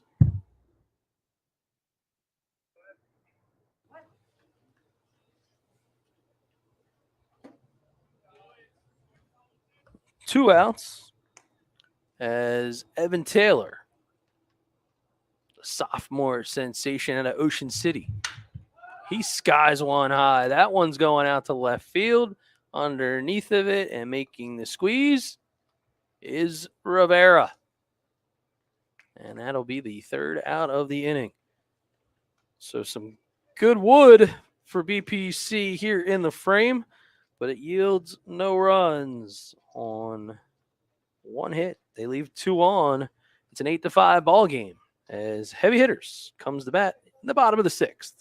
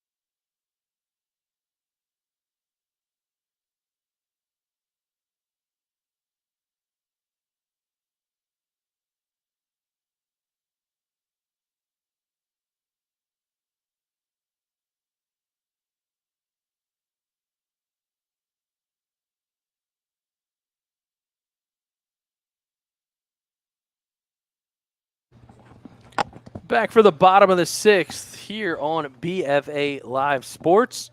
And a man who's a fan this fine evening is Dan Coach Fimian. What's up, buddy? What's going on, guys? How you doing? Just living the dream, one stream at a time. So how are things, man? You've had a bit of a busy offseason. Kudos and congrats. You joined the Dad Club. Thank you. It's been exciting. It's been a whirlwind, though. Yeah, man, no doubt about it. But a beautiful fall evening, so you're able to step away for a little bit and take in some baseball, and from afar see some guys from the Cape Atlantic League on both teams that you got a little bit of familiarity with. So, do you consider this advanced scouting? No. Oh, okay. I consider it an opportunity for these kids to be seen again. You know, 2 good organizations with a lot of talent through the entire organization, and it's good to see them be recognized.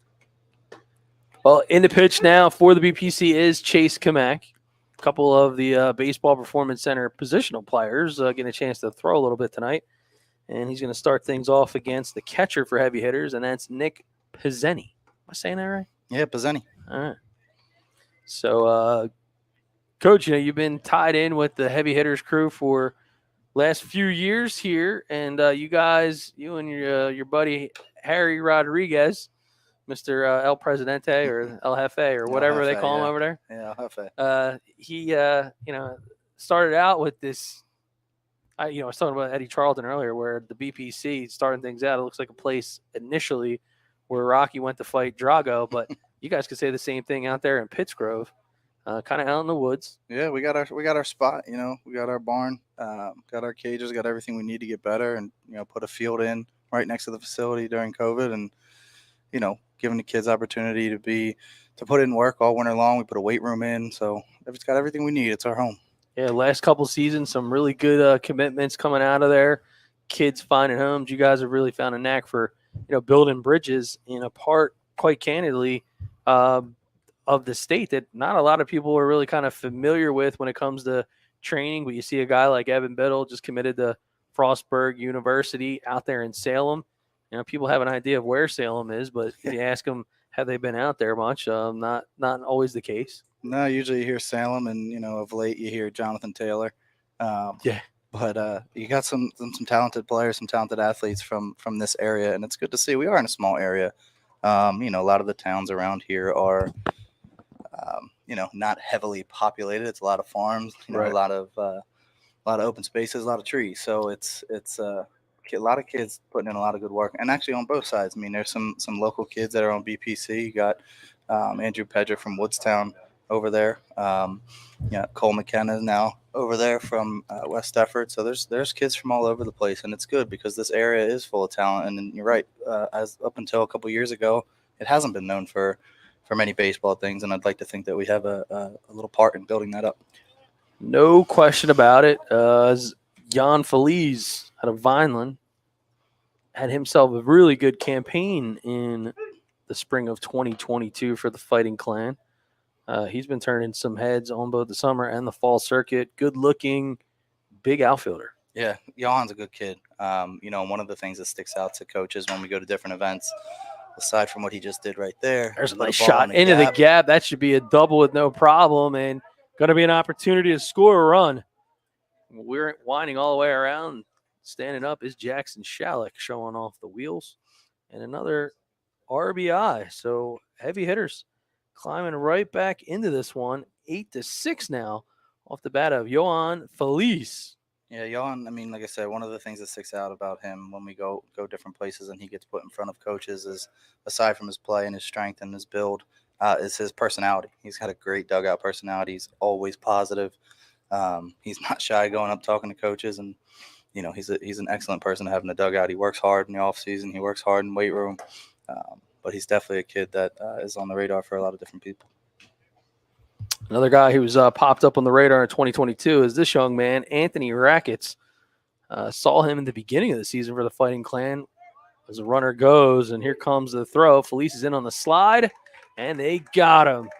So Baldwin comes up behind the dish with a good on-the-money throw, and he's able to take out Felice. He's known for a lot of things. Speed is not one of them yet. And he's got some loud hair going. Yeah, I don't know what that is. I don't know that I could pull that off. Power to him. I don't have much to work with up top. It's Bald is Beautiful Day. Yeah, there you go. Is it? Yeah, I'm celebrating here with you guys. I don't want to live that life for a long time. I'll be beautiful without it. Rackets with the big hack, trying to reignite scoring opportunity perhaps. Bases are cleared out, now 1-2. Kamak fires and misses that one inside, now 2-2. So talk to us about the fall schedule for heavy hitters. I mean, you guys kind of doing more of the training, start to work on technique. Fall starts a little bit of both. It's a little bit tough. You have multi-sport athletes, kids that are kind of getting to feel, some young kids just getting into high school with, playing multiple sports and, learning how to juggle their time with classes and their high school sport, and then coming out here and putting the work in baseball as well. We'll do your regular tournaments. We won't do too much traveling. We like to keep it a little bit closer to home for the families in the fall. Kind of helps rejuvenate the budget a little bit, given all the traveling done in the summertime. But still putting an opportunity for kids to be seen in front of people like this one here. May not seem like much, obviously. It's in our backyard, but it's a great opportunity for the kids to be seen. No doubt about it is David Rodriguez. It's Transformation Tuesday, as we'll like to call it, and his story is one of my favorite to continue to tell. This young man has reinvented himself over the last 18-plus months, and he's really turning some good heads and continuing to work hard as he's become a physical freak in a good way. Yeah, I mean, on top of his transformation, which has been very well known in the area in our program, both high school and heavy hitters. Aside from that, I said Johan was a positive kid, but David probably is the best team kid I've ever been around.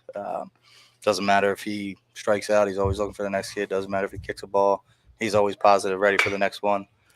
Hits that one hard, and it's going to make its way through the left side. Well executed. Hit and run looked like it was on there. So Rodriguez, even with the power, he's able to keep the ball on the oppo side of second base, and that'll allow Rackets to move into scoring position. Yeah, David doesn't look like he's known for playing this situational role, but he proved that wrong in the Group 4 playoffs in the first round against Lenape. He put down a really key bunt to kind of put us in scoring position to help us get that win. Yeah, it's something that turns heads. A lot of coaches see a big dude like that and think, how nimble can he be? Is he a prototypical pull power lefty? And he doesn't seem to be that guy. I mean, he's a gap-to-gap power hitter. Yeah, he is. He a couple years ago, he may have been that kid, but he's put a lot of hours and a lot of swings in inside the cage, sometimes by himself, putting a lot of work in. He hits the ball to all fields, and there's very few holes in his swing. And like many of the heavy hitter athletes, that one is hit opposite field. It's going to find its way into a diving glove catch out there by none other than number 22 for the BPCs. You'll see it here on the Gamechanger instant replay. What an outstanding play by Holy Spirit's Bernie Hargaden. My, oh, my. A lot of young talent down the Holy Spirit as well. Obviously, they were very young this past season, but they have a lot of talent coming back, and I think they're going to get back into their routine form. Yeah, Coach Normain, plenty to smile about when it comes to the baseball program. Might be licking the wounds a little bit after that upset football loss to St. Joe's the other night. Yeah, I know that was a big one for them. Coach Normain runs an absolutely outstanding program, Holy Spirit, well respected all the way around. Rivera gets jammed in for the charge and over with the throw. Is it going to be? And I believe it is. So a nice job there by McKenna as he'll get the 6-3 put out to end the frame. So flashing the leather are the boys from the Baseball Performance Center, a.k.a. the Oil Rig in Pleasantville. And McKenna with a dazzling play and a nice stretch over there by Mr. Lacey. Yeah, Connor's another one of our guys at Millville. And, Connor has decided to put in a lot of baseball work. I think he realized last year that he's got a lot of ability. He's turned it up in the classroom. He's become a very reliable source for us in that program. Yeah, a lot of times, we saw Lacey seem like he made his way into your lineup as a designated hitter quite frequently because he can square up a baseball. I mean, He's a tough out. He doesn't take many good pitches whatsoever. But it did seem like there was that part of the game, the physical part, that he was really trying to catch up on and make himself more athletic. Yeah, and Connor do, and I told him, he started down at the JV level, and I just said, hit your way into the lineup, and we had a game where actually was against Mainland, and we had some guys who were missing opportunities that were at the varsity level, and I called him up mid-game, and I think it was the first pitch he saw in his varsity career, and he hit up the middle for 2 RBIs. And then he proceeded to just go on an absolute tear. He did a little bit of everything for us last year, including getting on the mound in a Group 4 playoff round 1 game against the number 3 seed and beat them. He controlled that game and did something that was asked of him, and he didn't ask any questions, and he was outstanding the entire time. He caught our attention, and that's usually one of the hardest things. We get kind of accustomed to a couple of years in a row. You kind of know who some of these players are, but then all of a sudden you can almost kind of tell, that some of these guys still have like the baby face when they're the freshmen and the sophomores, and you stand out and you're like, who's this guy? And you got to look through the lineup and you don't really see him. And I'm like, oh, okay, this guy is, and boom, sure enough, you had mentioned it. It didn't take much for him to make a big first impression. No, and you look at a kid like Connor and you see, you go to a program like Heavy Hitters, you go to a program like BPC, and you're going to put the work in. When you put the work in, it's going to show on the field, and that's what he decided to do. Obviously, Ed and the crew do a really good job down there, training their guys and getting them ready. And this is Damon Herschel, 2026 out of Mainland. Talk about a diaper dandy.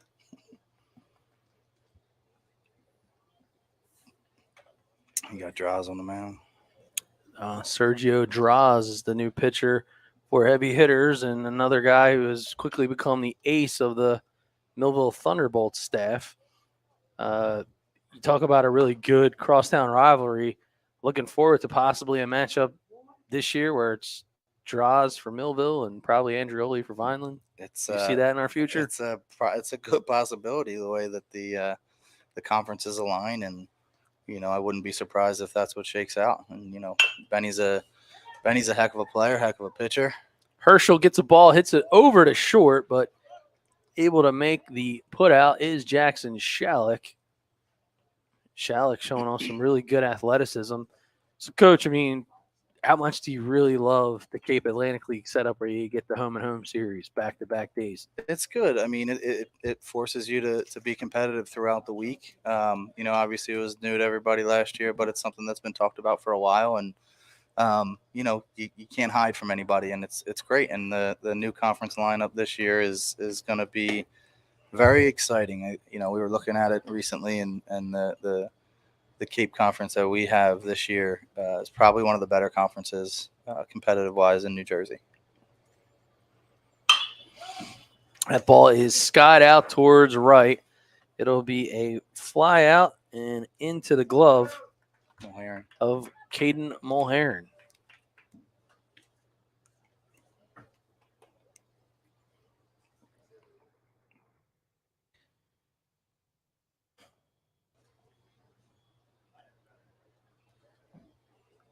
So now with 2 outs, it'll bring up Ryan Baldwin, who stepped in as the catcher. We're talking about the Millville Vineland crosstown rivalry and the back-to-back series. 2 back-to-back walk-off games. I don't think I've ever seen that, been a part of it, heard of it happening ever in since I've been around baseball. And it was exciting. It was nerve-wracking. It was, the emotions were high between the kids, and it was awesome. It was awesome all the way through. I'd like to say, as the game selector for the games that we actually cover for BFA Live Sports, I circled those 2 real early on in this one. Of course, we were there to cover the Vineland game. I had mentioned that I thought that even though they had some sweet revenge, I should say they had the sweet ending, I kind of drew it up to wait until tomorrow. Yeah. And I still think they were twisted, the fact that you guys showed up in white uniforms. But anyway, that ball is hit hard, and it's out into the corner, and that'll drop in for a base knock for Mr. Baldwin. So it's funny. A lot of people think that was like an intentional, like, rivalry type of move by you. And, you're a bit of a poker player. And I, on air, said, nah, I think that was coincidentally accidental, was the way that I think I described it. Good way to put it. Okay. But it was something that I found very entertaining, to say the least. And in a game that didn't need any extra entertainment, it was full of it. So to bring up Cole McKenna from West Deptford. Cole's a kid that I've known for a very long time. I've watched Cole all the way from I want to say he was like 10. Watching this kid compete, and he was always playing up with his older brother Shay, and Cole was going to be the guy. He's an extremely talented kid. He's an athletic kid, and he puts in work. I'm good friends with his dad, and who played at Nebraska. And Cole is a recent Seton Hall commit, and there's nothing but good things happening for him in his future. He's a very talented young man. A pitch from Draws misses outside. Very deep, baseball rooted family up in West Deptford by the McKennas. I mentioned. Yes. And people don't know, that's Pop McKenna's complex up there is what it's named after. The great-great-grandfather, I believe, was a great-grandfather, one Your removed. guess is as good as mine. Yeah, so it's a family affair, to say the least. And his older brother still haunts me. When we went to for the state champions for New Jersey for senior leagues, that ball goes down to first, or down to second. Nice hose by Pizzeni. So Pizzeni, we'll see here on the Gamechanger instant replay. He gets the assist from Benny Andreoli. We'll talk about a way to end a frame. Look at that. Great transition. Pops up. Ball is on the money. And Andreoli keeps his cool and keeps the tag on the runner for the out. So McKenna will be able to start the frame as we come to the next. We got ourselves quite the contest Was here. that was that Elliott running there? I'll tell you what, he might have got thrown out there, but that kid is an unbelievable athlete and an unbelievable baseball player for Mainland. His brother Mark was obviously one of the better hitters in South Jersey when he was there, and Christian is filling his shoes quite nicely. He does a great job for Coach Kern and Coach Edwards down there. Yeah, even as a freshman, he got an opportunity. Yeah, and they were obviously with varsity. Right, obviously a great program at Mainland. But Christian is a name. Christian Elliott is a name to look out for. Obviously, he's with Ed and BPC, and he's in a great spot, great position, and that's a South Jersey name to look for the next couple of seasons. Not looking forward to facing him for the next couple of seasons, but he's a very talented kid. The group down at Mainland, obviously, we have a great connection in the Cal, all the Cal coaches. I have a very close relationship with the Mainland program, as does Ed from BPC. Both of us are on the board for Coaches vs. Cancer, which is in motion. It'll be the weekend of April 23rd. We have a lot of talent, a lot of teams coming in. Might see a little bit of a rejuvenated, a little bit of a revamped scene out. It's an event that obviously has grown into one of, if not the premier event in South Jersey baseball. Yeah, we're proud to be a part of it. I've been able to connect with you guys over the last couple of years at BFA, trying to do our part, bring awareness, bring more people to the table, and each and every year, it just seems like we all team up, work together, and make it better for what better cause.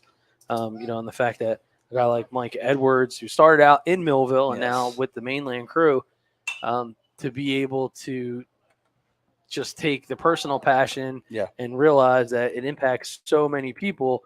And in the baseball community, the way that we've been able to kind of bring things together and quote, kick off, like, it's funny how the whole COVID thing had worked out the other year, where we kicked off the season with this electric type of atmosphere. Yeah. We're like, wait, this is like, they have week 0 in football. That's what it felt like at Coaches versus Cancer. It was tough to get that done this year with this coming year with where the holiday falls and spring break falls. So it was very tough to get that opening weekend, but still an event that, like you said, it started in Millville with Coach Edwards. Coach Edwards then joined Coach Kern in Mainland, and Coach Kern and his crew down there at Mainland have absolutely embraced everything and have grown this event into something that's very special to a lot of people. And we couldn't be more grateful for BFA for putting on an outstanding show and covering. I don't even know, you can't even add them up. Hundreds of South Jersey, North Jersey, Philly schools. We have a couple of other schools coming from. We have a school coming from Maryland.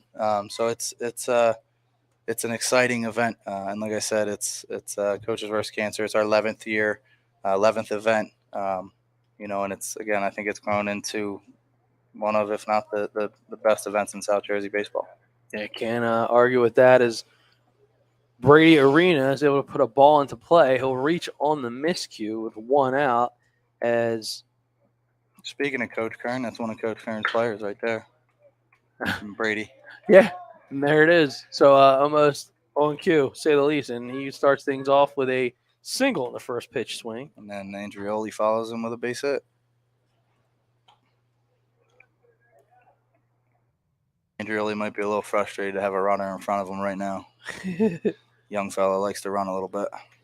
Well, 1 out, runners at first and second. Back to the top of the order with Jackson Shalick. Shalick is one of those guys where I'm still surprised that he's wearing the uncommitted tag. Does a lot of great things. He has shown that he can hit for power. He's very athletic from being a middle infielder standpoint. Solid defender. He's got plus speed.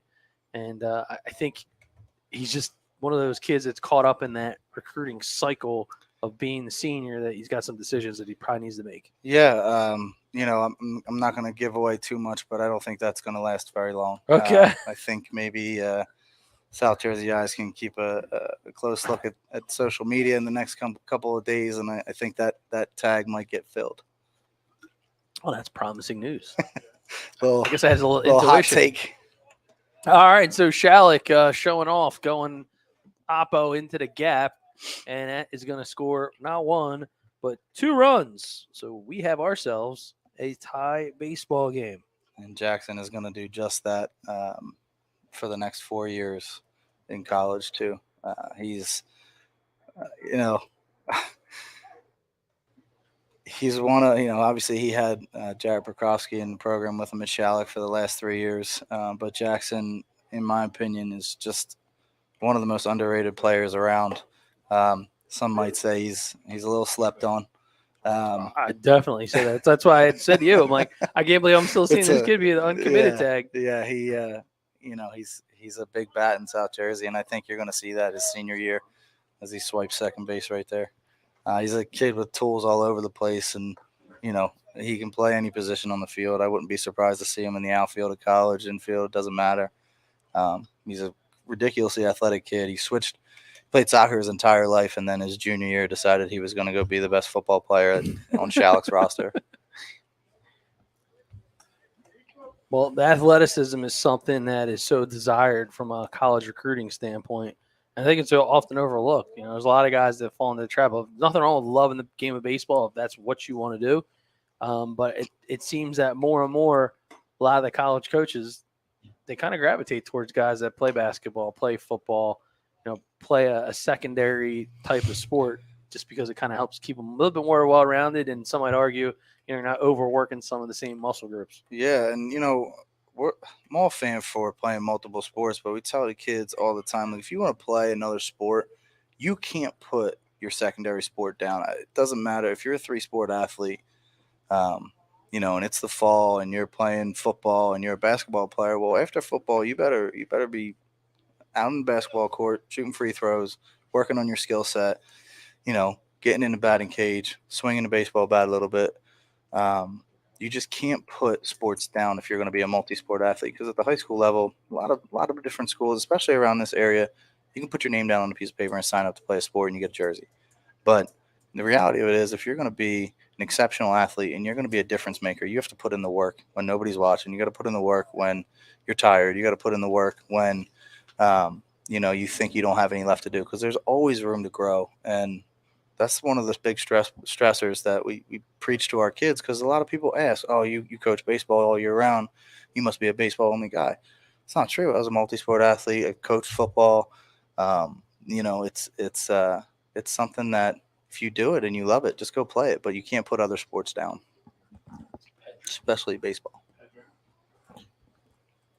Yeah, I agree. I mean, it's a little bit, I'm in even a different era than you are by far, but I remember there really wasn't any kind of workouts or routines or the rest of it. It was just season changes, and you sit there and like, hey, all right, man, it's time to put on the football uniform, and then football's done, and it was time to go to basketball. And then as the basketball season ended, it was pick up the bats and go swing. Yeah, and you see a lot of the kids that are talked about that reach that the college level, they're the kids that you couldn't get out of the batting cage. They're the kids you couldn't get off the field taking ground balls. They're the kids you couldn't get out of the weight room. It's not the kids that are hiding in the weight room. Those kids, they miss opportunities. And you realize in this circuit that we're in now with baseball and travel and showcase stuff and being in front of college coaches, you have to put in the work, because everybody else is. Everybody wants that offer. Everybody wants that roster spot. And, there's this big everybody has their debate with Division 1, 2, 3, junior college. The college level is the college level. If you play college baseball, you're an elite. You're an elite baseball player. If you play a college sport in any capacity, you're an elite athlete. So you have to put in the work to make sure you stay there, because somebody's coming behind you. And that's one of the pieces that often goes misunderstood.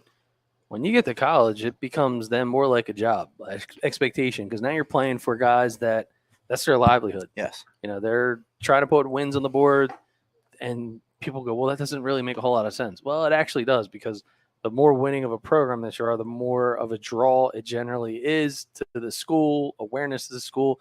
It's essentially an advertising and a marketing vehicle as much as it's you can call it a money maker per se. So these coaches earn salaries. They're trying to win, because it's just like any other profession. better that you do at a certain level, the more successful you are, it's going to open up the door. So those coaches want to win because most of the D3 coaches are saying, hey, I want to be a D2 coach. I want to be a D1 coach. Or you just want to win, Yeah. you know, and they don't want to have to go chase guys to work out and chase guys to be at practice on time. They want the guys that are going to be reliable. Evan Biddle skies one way high. Will it stay in play? Not in time and not exactly. So out of real estate. You got a guy on the mound right here in Andrew Pedrick who may not be known for being on the mound, but given what Woodstown lost last year with their seniors graduating on that state championship team, you might find him on the mound. He is definitely known for his bat, and he's another 24 kid to look out for. His name, Andrew Pedrick. He delivers again. That ball is hit high out towards center field, going back into the gap, and Down. Ball is on the ground, so Taylor can't make the play. Heavy hitters will take the lead on the miscue as Shalick ends up crossing the plate, and that's an RBI. So a bit, what's that word I'm looking for? Unique Sure. in terms of making that one happen. So Shalick crosses the plate. You and I were talking so much, I am skipping over Draws.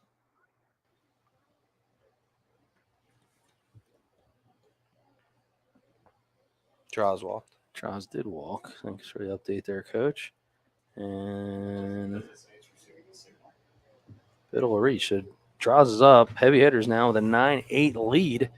They were down 8-1. 8-1. It's 9-inning baseball games, a lot of baseball. Oh, yeah. When Harry Rodriguez fashion hits me up because some of the people are like, hey, this is pretty cool. Like, we don't usually see you guys during the week in the fall. Well, truth be told, you guys were awesome enough to support us. We started the DreamStream series, kind of crash test dummying it up, figured out what we were going to do with it, and the weather didn't cooperate in day number 2. So I was like, hey, listen, like, let's figure this out. We'll pick a day. So Harry waited almost a full year and decided that, hey, let's do a game. So he did call me a couple weeks ago. Then yesterday I connected with him to confirm the time. He's like, we're going to play 9. And I was like, all right, well, why don't we do everybody a favor and start this thing at 6:30 as opposed to 7, because 9 innings. And Yeah. And I can actually disclose this. So his text back to me was like, no worries. We got great pitching.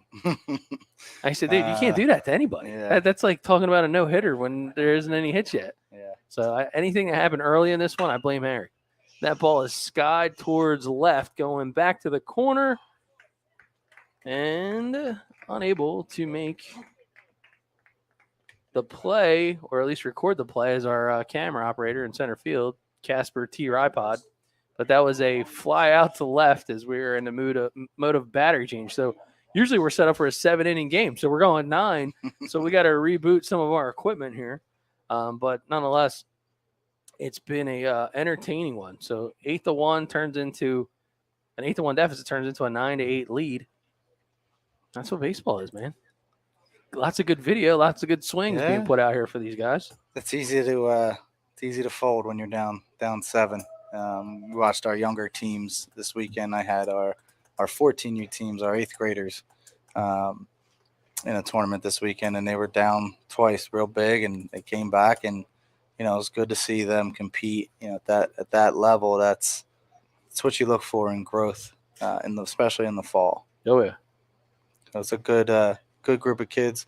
We added a 12U team this fall, so we have 12, 13, 14, 15, 16, 17, and 18. Whew. And we are enjoying it. It's a lot, but it's what we do. It's always fun to go back a few steps every once in a while. I know for me, I did the coaching routine, did travel, did Little League, stayed even with the kids senior league because all the guys that kind of grew up together, they wanted to have like one last hurrah. We made a really deep run, went to the Eastern Regionals, one step short of the World Series, and Little League came calling and said, hey, can you, me and my buddy Kevin Hood, you think you guys could do as a square? We're short a few coaches. Could you guys take an 11, 12-year-old Little League team with no kids on it? So we're like, yeah, sure, why not? Gives us a reason to get out of the house. And, man, was it like an experience going back 6 years Yeah. in the blink of an eye. Yeah, and they had you saw East Vineland this year, this past summer, Yeah. took their senior league team to the World Series. And Benny Andreoli, who's here with us, and Justin Morris, who is on our 2024 team, were a part of that, and Yeah. as well as newly acquired Christian Willis on our 2024 team were a part of that East Vineland run, who actually obviously had national recognition and made a great, exciting run and ended their summer on an extremely high note. Yeah, and I'm surprised that Harry Rodriguez didn't try to put heavy hitters on all the jerseys. I'm sure that conversation happened at some point. As Cole McKenna digs in and first pitch swing is fouled straight back out of play. But I do think that there's such a component of that. And I know, we're in this environment like a night tonight, trying to make a good impression. Got college coaches checking it out, video to be sent, and that ball's hit pretty good and hard. But a nice job by Shalick to dig that out and make the play over to Biddle for the 6-3 putout. The importance of being a part of Little League at the younger ages, because when you get up to here, dynamic changes a bit, the focus changes a bit, but no matter when you end up hanging up the cleats, you always kind of go back to those years or your most impressionable. And I always say those are the years that you learn to love the game, become a fan of the game, and then you make the determination of how far do you want to go with the game. Yeah, do you want to put in the additional work to move it on and compete at the high school level, and some kids make the decision that they want to put in the work to hopefully compete at the college level.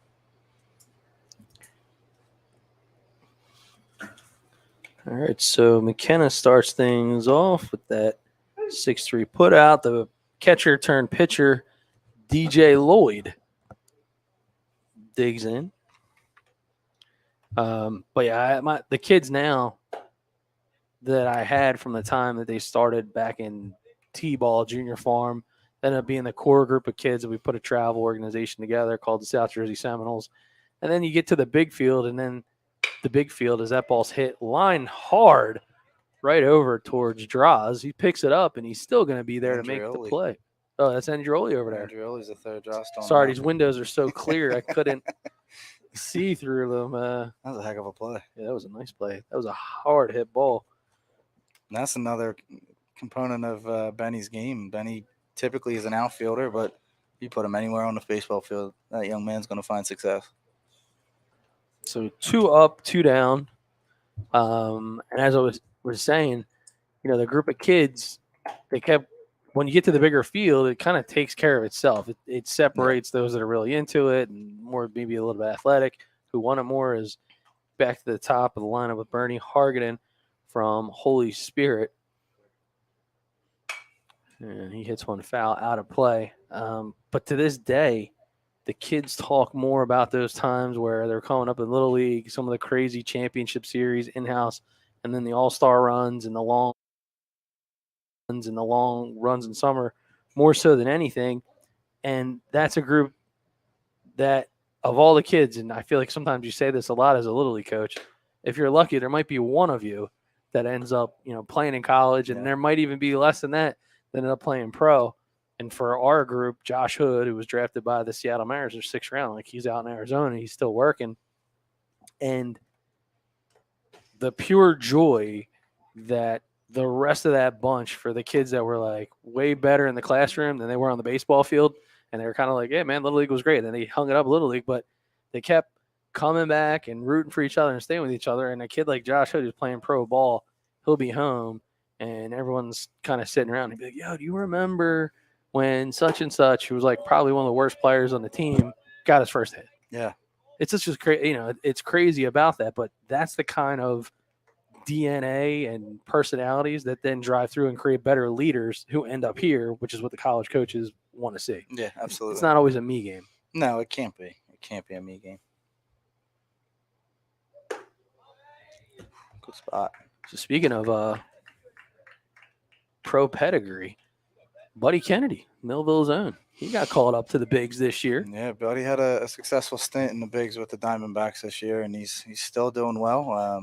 He's back down with Reno, but he he did well. He answered the bell when his name was called. It was very special to see for our program, for our town, and for Buddy.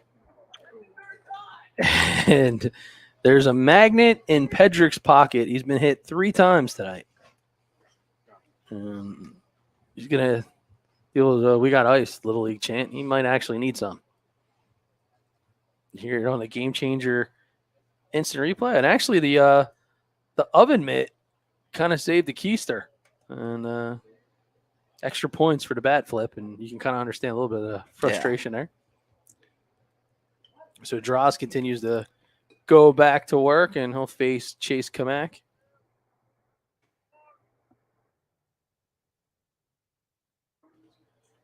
Yeah, Buddy Kennedy, another kid right out of high school. As hard as that is for some people to comprehend and understand, it's like, hey, remember when Buddy got drafted, and how quickly? And I say quickly because for him to come fresh out of high school, he was one of the younger kids, by the way, which a lot of people don't realize. Yeah. So you come out as that late 17, young 18-year-old player, and you're a 5th round draft pick, and then you're trying to compete. And kudos to him. An example of what's needed by a lot of these guys. The ability to understand how to play multiple positions makes you more marketable. And that was the thing. Like, we've always seen Buddy at third base. It was almost like, remember, when he was in Little League, he was an unbelievable pitcher.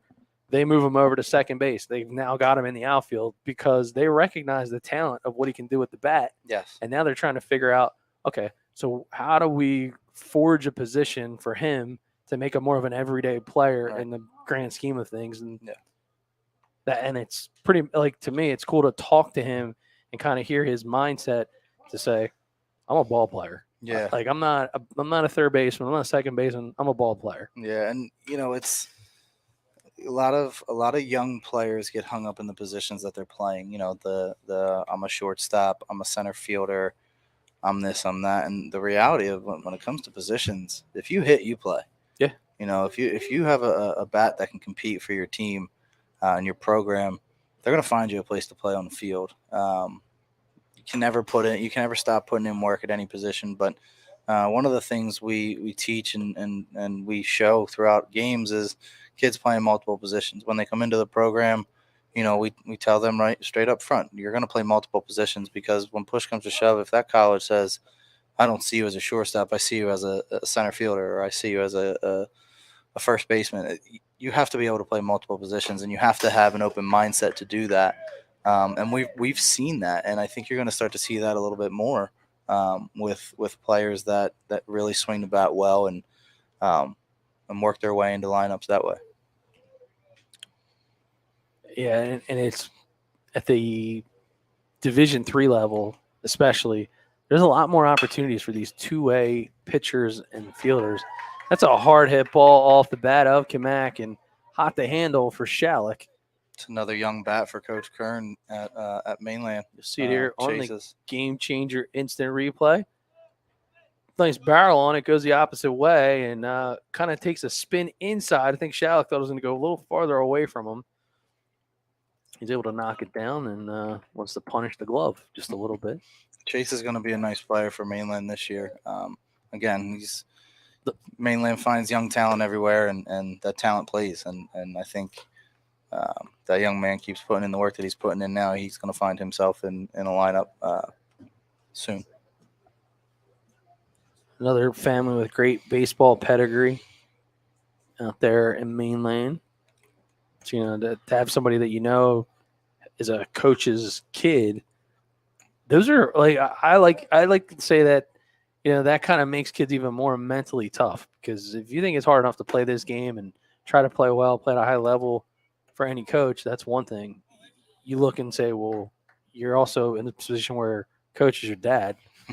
Dude, that's rough. I think Mike's a great dude, and he's now part of our Coaches versus Cancer staff with our expansion. And I think everybody kind of sees, if they have the opportunity to coach their kids for a very long time and then put them in a situation to be successful, much like Chase with BPC now. I think it's, sometimes we hear a lot from parents, especially dads who coach their kids, that it's nice to sit back and watch and not run through the stressors of coaching a game. They just get to sit back and trust the people that they put their players, their sons with. And, it's nice to see. And you, like I said, you put them in a program that's going to help the young man develop, like BPC, like heavy hitters. They're going to continue to grow. And you see that same situation on BPC's side with Sean McKenna, who coached high school baseball for 20 years and played Division I baseball and coached both of his kids. Yeah.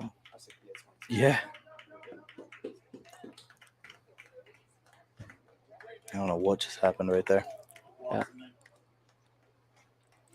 Getting a little sloppy here in the late innings. Walked it in, but then it looked like Harganen scored too. Yeah. Was it a pass ball? The ball ended up in center field. I don't know. All right. Well, 2 runs will score there, and now we have ourselves a 10-9 lead for the Baseball Performance Center. As Evan Taylor out of Ocean City, and Draws pulls it back, and that ball goes off the backstop and ends up almost all the way down at first base.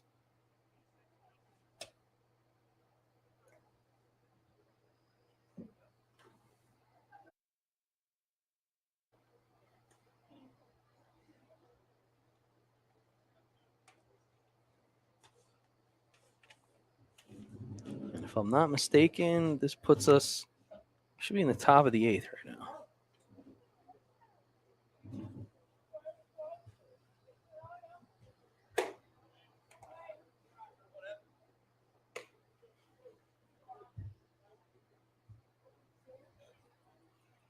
Looks like we have some of our Coaches vs. Cancer board members tuning into the game. Oh, do we? We got Coach Kern, Coach Edwards, Coach Bean from Atlantic City. Fantastic.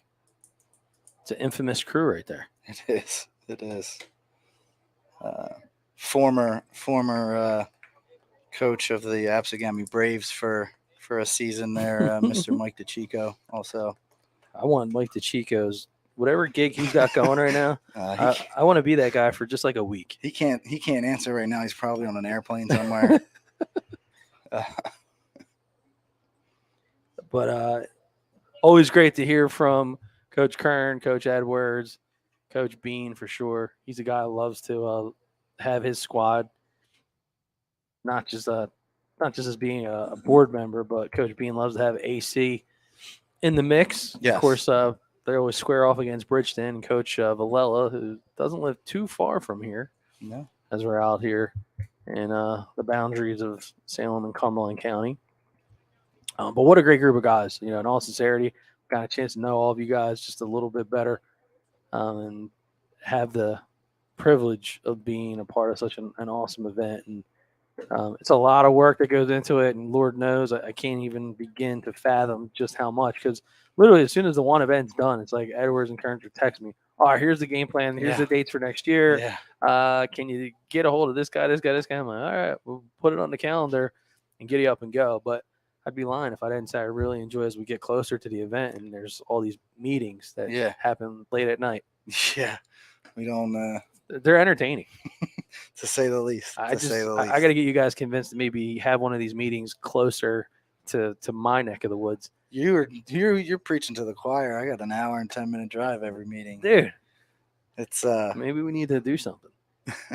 We need to put our foot down. I don't think it's gonna happen. Or we get a sponsor. I'll just offer to buy. There you go. That might get them. That might. That might get them here. But no, it is, and the work is tireless, and I can't mention Coach Edwards enough. Mike Edwards, who has poured all of his passion into it, and it shows, because the event is, I know I said it earlier, and I'll say it every day. That event is the best event in South Jersey baseball. Unequivocally, got to agree with that one, as Yohan Feliz is the new pitcher. And it's been a seesaw affair. And as the pitching change happens with 2 outs, the Oilers holding on now to a 10-9 lead here in the top of the 8th. And I'm very thankful that we're scoring in this game. That's not Gabe Gillespie, that's Herschel. thankful that we're scoring this one on Gamechanger because this would be a lot to try to track in a paper book, as you can see, according to some of my notes. And the fact that you can tell I went to a Catholic high school because you can't read a word that I'm actually writing down. So that'll bring up Herschel.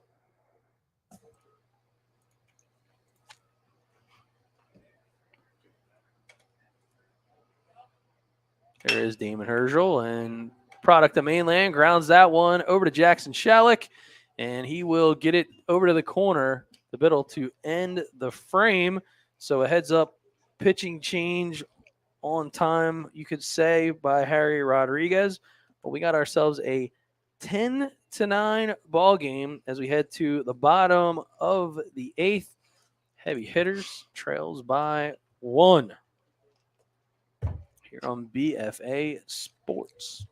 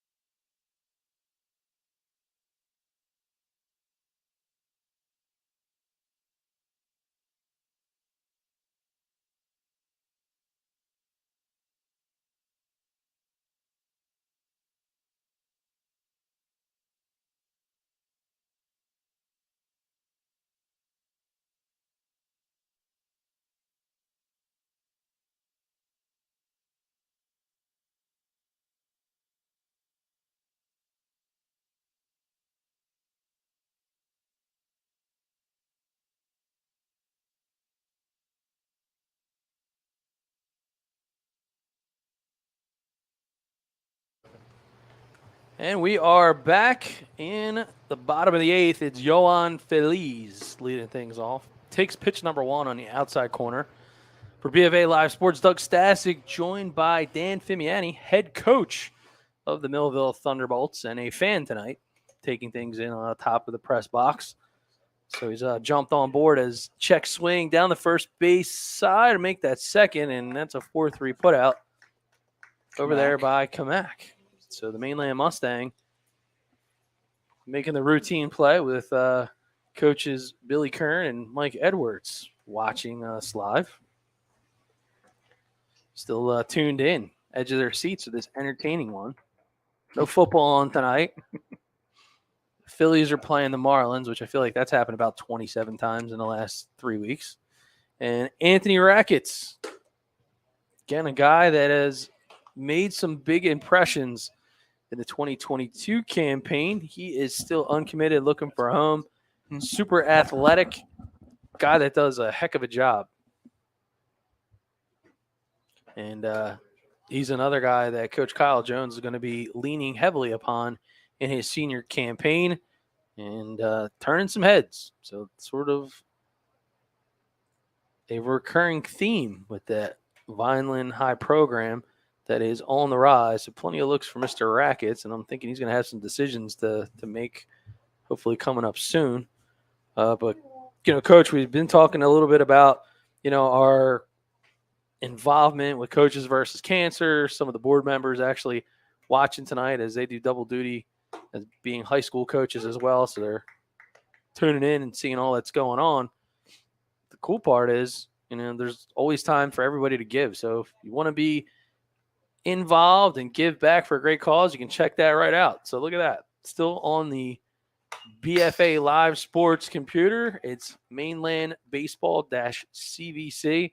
Even a couple bucks to the old Venmo account. Throw it on in there. And be sure to put just a little small note. Is there somebody you want to recognize or make a donation in memory of?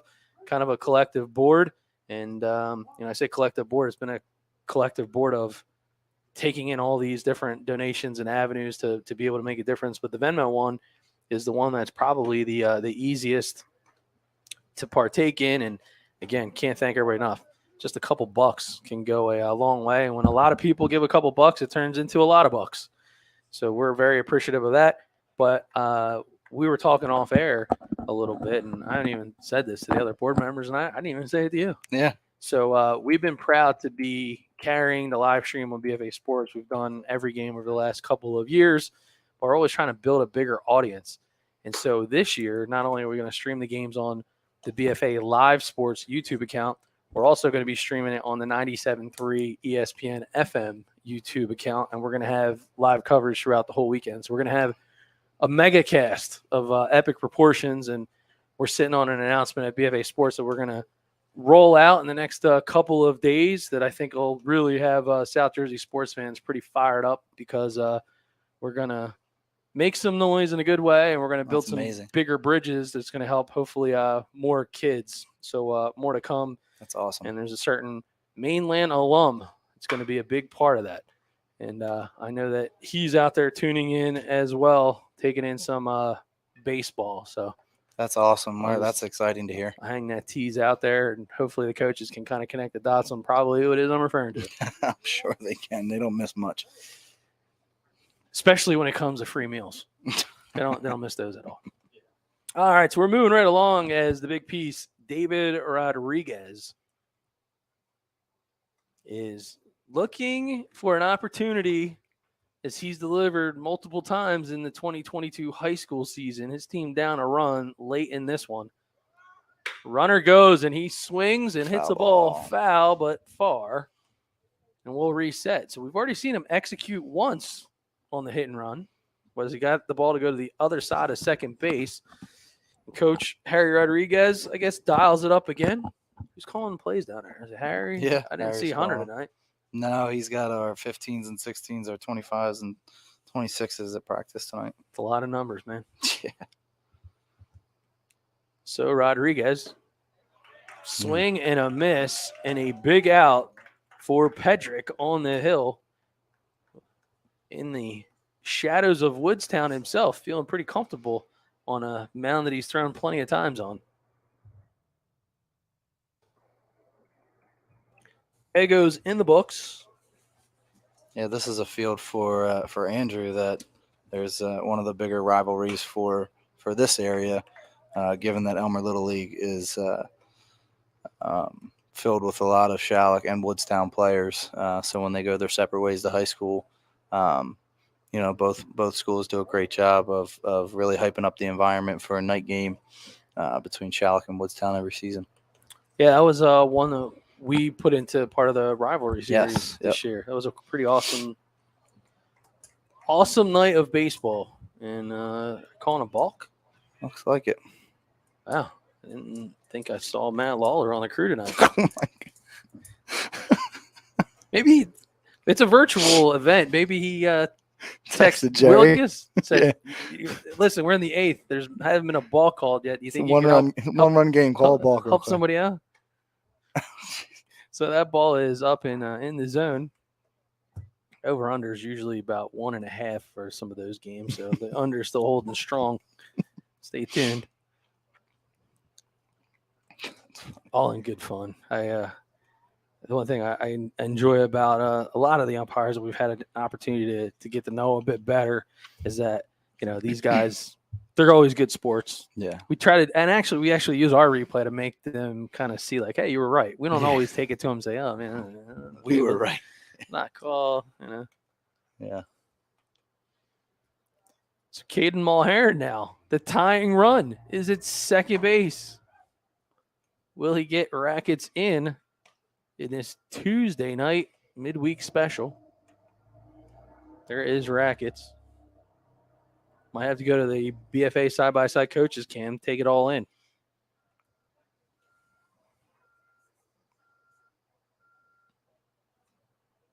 Rackets looks in, and there you go. Magical.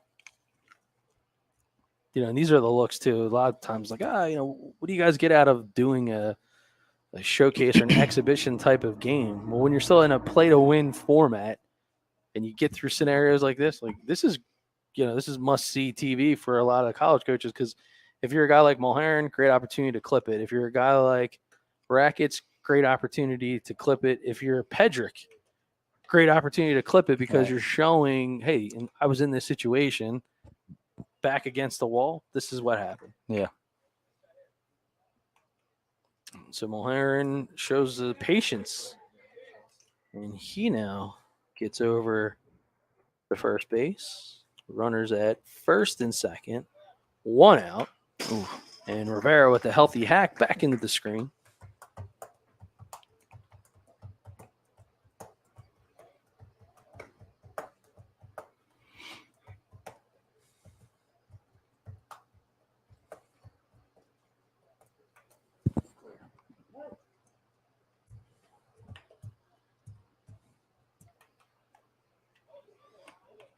Can't get over how perfect of a night the weather is, though. Yeah, it's awesome. A lot of rain the last couple of days, and Hunter Brailsford came out here after work today and polished her up, got the mound ready to go, and does an outstanding job with the field there, much like he does for me at Millville. Yeah, Brailsford, awesome dude.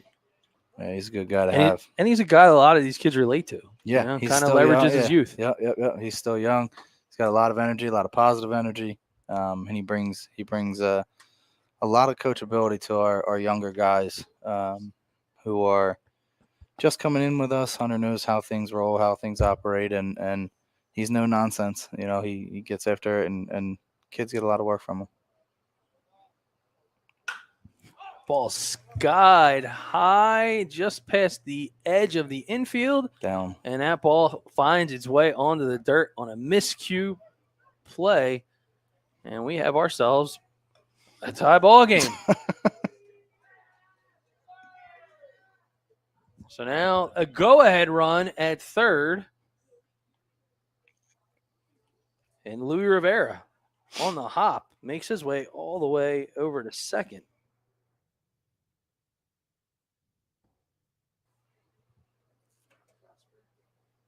So now 1 out, runners at second and third. And Millville's Matt Meiswinkle. Will he get intentionally walked to load the bases here? In this showcase extravaganza that even Bob Barker would be proud of. The showcase showdown. Ball 1, there's a look. You got runners at second and third. The go-ahead run is Mulherrin at the bottom of your screen.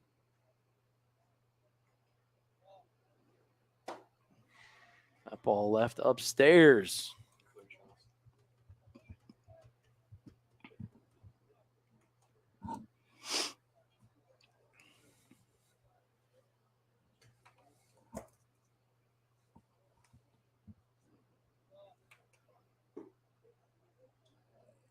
Meiswinkle's another kid who hit his way into the lineup this past high school season.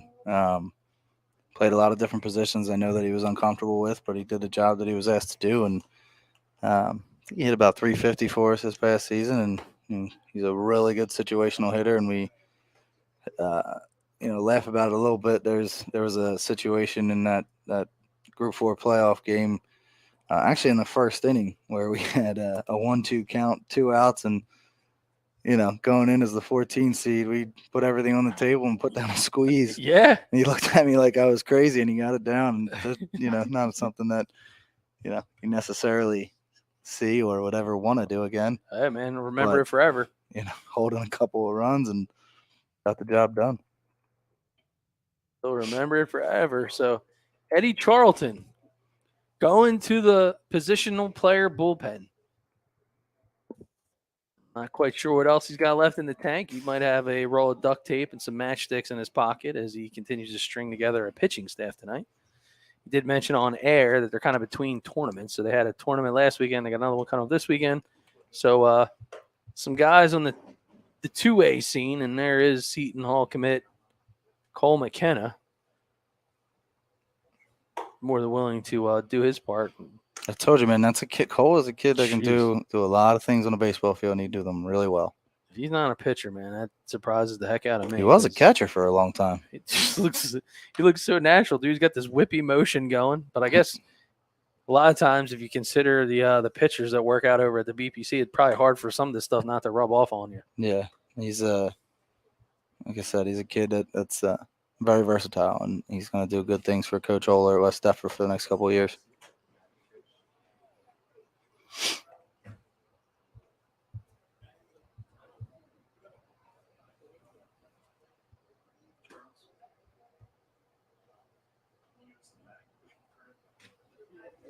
So checking out the Gamechanger live stream. We get caught up. The Oilers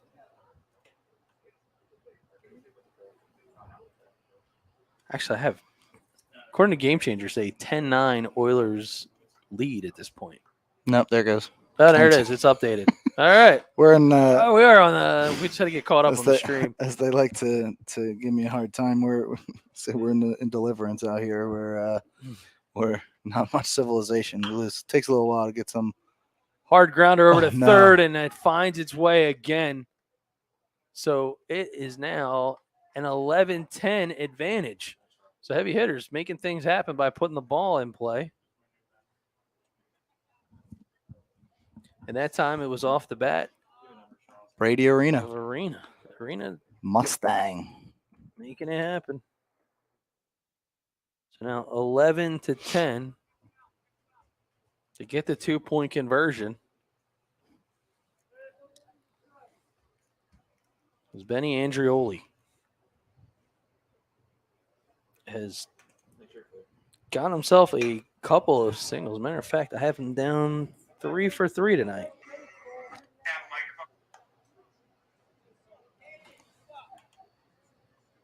Fouls that first pitch offering from McKenna off.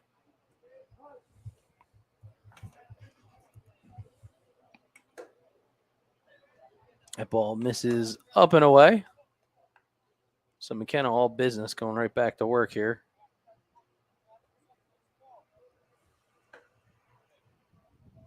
That ball misses down. And can pass along to Harry. I did tell him yesterday that I was like, okay, so you know this is going to be like a 3-hour game. Oh, yeah. No, he disagreed.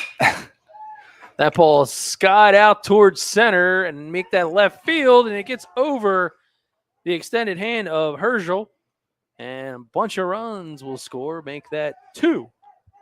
In fact, after the bases loaded, shot out to left field.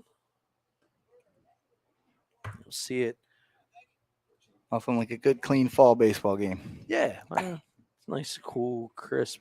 Benny got into that one, too. Yeah, he did. He put a charge into it. Here's Jackson. Back to the top of the lineup, it'll be Jackson Shalick, and now I got ourselves a 13-10 ball game. Oh, Shalick buddy. gives one a ride, and that one's going back to center, Not but it's going to enough. stay in the yard, and it'll still be a sacrifice. Nope. No, ends the that's inning. third inning. Okay, good. Third out it is. And I'm going to head down. Getting to be a little bit punchy up here as we head into the top of the ninth. 3 outs away. Coach Dan Fimiani, thanks for joining us here on the College DreamStream Series. Thanks for having me, and thanks for being here. All right, Appreciate man. everything you do. Best wishes with the newborn. Thank you. All right, buddy. Coach Dan Fimiani, that's going to give us a chance to catch our breath. Step aside. Top of the ninth. Last licks coming up for the Baseball Performance Center. You're watching the College DreamStream Series powered by Gamechanger.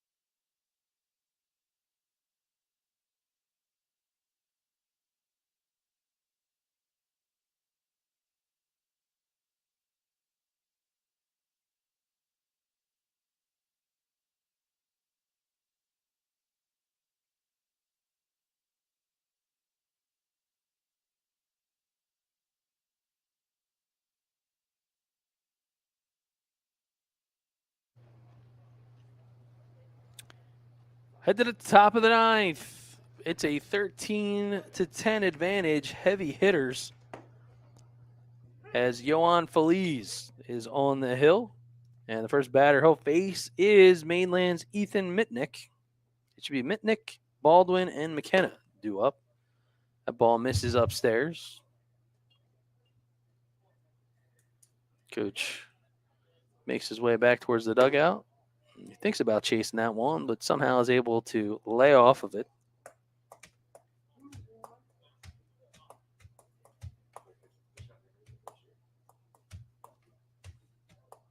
There's a coach. Here's looking Coach Dan Fimiani. And Feliz battling back. Coach just can't help himself since he's here visiting tonight. Just say hello to some of the guys. That ball is fouled out of play.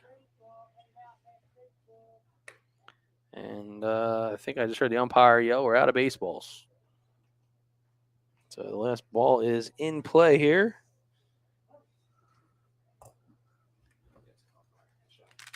There you go. There's a good look at blue. And we're going to have a quick mound visit.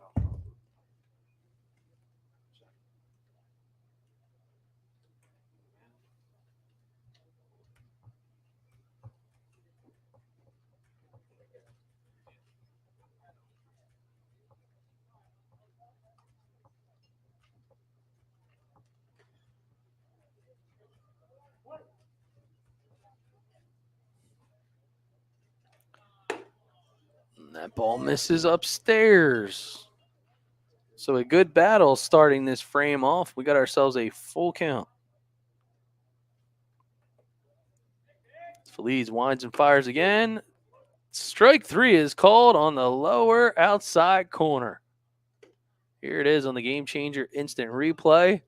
Paint the corner. Yahtzee. One down.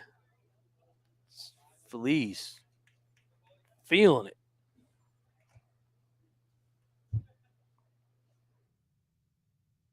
He'll face the catcher yet again, Baldwin. There is Ryan Baldwin out of St. Augustine Prep, the sophomore.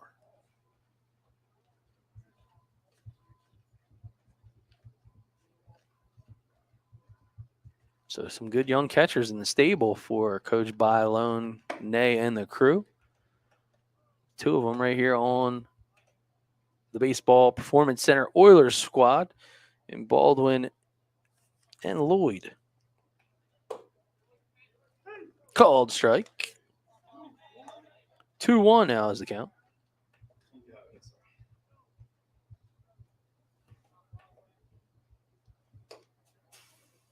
That ball gets away from Feliz, and that'll make the count 3-1. So he's working a little up-tempo. Maybe a good opportunity to take a little bit of a deep breath here.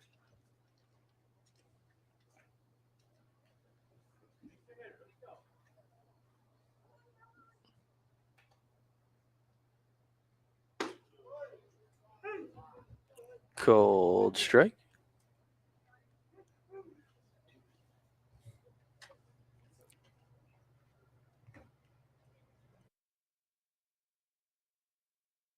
That ball grounded over to short.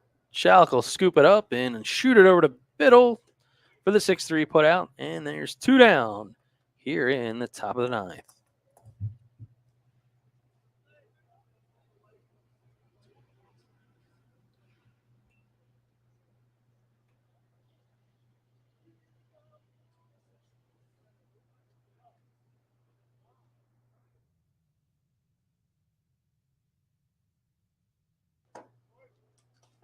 First pitch in to Cole McKenna is a called strike.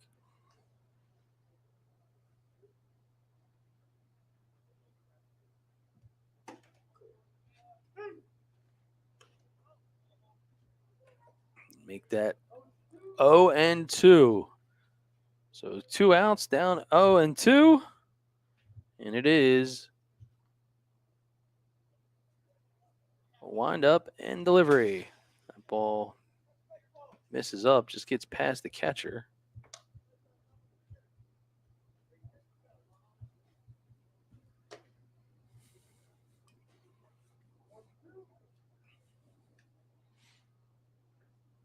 So again, I want to thank our friends at Gamechanger. And if you haven't downloaded the Gamechanger app on your favorite iOS or Android device, be a great opportunity to go back, archive, and view this game, clip your own highlights, share your player profile, and more. Great vehicle to share with college coaches and follow along on all the action, real-time stats, box scores, and more.